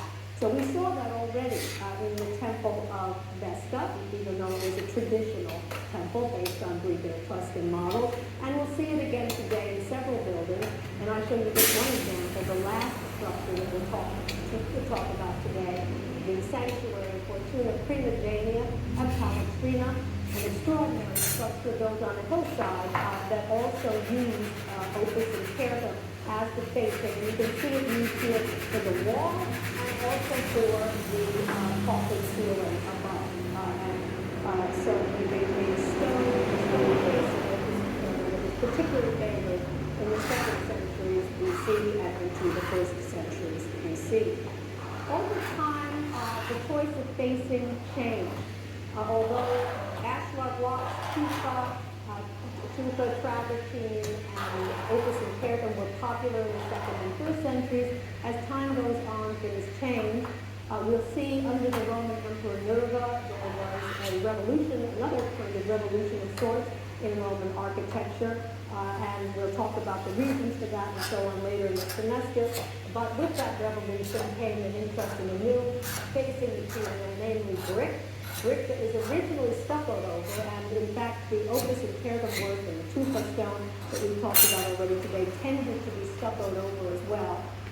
But by the 2nd century, we begin to see an appreciation for brick in its own right, the attractiveness of brick, and the Romans begin to use exposed brick as the facing for their buildings. And I show you one example of the detail of a warehouse in the Roman port city of Ostia that we'll look at later in the term with this exposed brick facing, very attractive, different colorations and so on and so forth. But just to alert you to the fact that, again, the kind of facing that we're talking about today will not be the only facing that is used by the Romans over time. I want to show you today a series of these concrete constructions, concrete experiments, we might call them, that begin to turn up not only in Rome itself, but also in some of the cities close to Rome that we saw Rome began to colonize in the Republic and into the age of Augustus, cities that either are the same or very close to the ones that we looked at last time. And I'll show you a map momentarily. I just want to begin with one in Rome itself. This is the so-called Porticus Aemilia in Rome. The Porticus Aemilia was a warehouse, a very large warehouse on the banks of the Tiber River. The Porticus Aemilia was built, as you can see from the dates on the monument list, very early on, 193 BC, and then restored in 174 BC. Only a small fragment of the Porticus Aemilia survives today, but we have a lot of evidence, a lot of clues that we can piece together through scholarly detective work to determine what this building looked like in antiquity, and we can get a quite accurate sense. We have, for example, the words of the great Roman historian Livy, who was writing in the age of Augustus. He tells us that the Porticus Aemilia, he describes and he mentions Porticus Aemilia, and he tells us it was located on the east bank of the Tiber River, and that it was southwest of one of Rome's 7 hills, the Aventine Hill, southwest of the Aventine Hill, which is enormously helpful because it gives archaeologists and so on a clue as to where they might look for remains of this particular structure. So we have that. We also have a fragment of the building, we believe, because it's located just in the right place. And I show it to you here. It's not much. It's a piece, it's essentially a hunk of concrete that includes an arched doorway and some arched windows, but it's very important in terms of allowing us to reconstruct what the structure looked like in antiquity. But most significant of all, we have a fragment from what is known as the marble map of Rome. The marble map of Rome is called the Forma Orbis, and I put that word on the monument list, that title on the monument list for you. The Forma Orbis. The Forma Orbis was a great marble map that was made of Rome in the early 3rd century AD under the emperorship of Septimius Severus and put up on a wall in Rome. And we'll talk about its location later on in the semester. But it purported to represent all the buildings that were standing in Rome in the early 3rd century in the early 3rd century AD. It is fragmentary today, but there are a fair number of fragments, and fortunately, a couple of those fragments, or several of those fragments, are fragments that represent the Porticus Aemilius. So we can tell from Livia's description, from this fragmentary remain, we can piece together what it looked like. And you can see here a very, very long rectangular structure that went all along the back of the river. Storage need a lot of storage for the Europeans, especially with as the Romans began to conquer the world, they were trading more extensively with other parts of the world, and consequently they needed places along the side of the river to store because it was both very large and coming in. So they built this gigantic warehouse along the banks of the Tiber. Now there's a fair amount of disagreement about some of the smaller details of this warehouse and what it looked like in antiquity. So we have to do the best that we can to bring that evidence together to determine what it looks like. But as I said, in some details there's variations. So, several of the things I'm going to show you.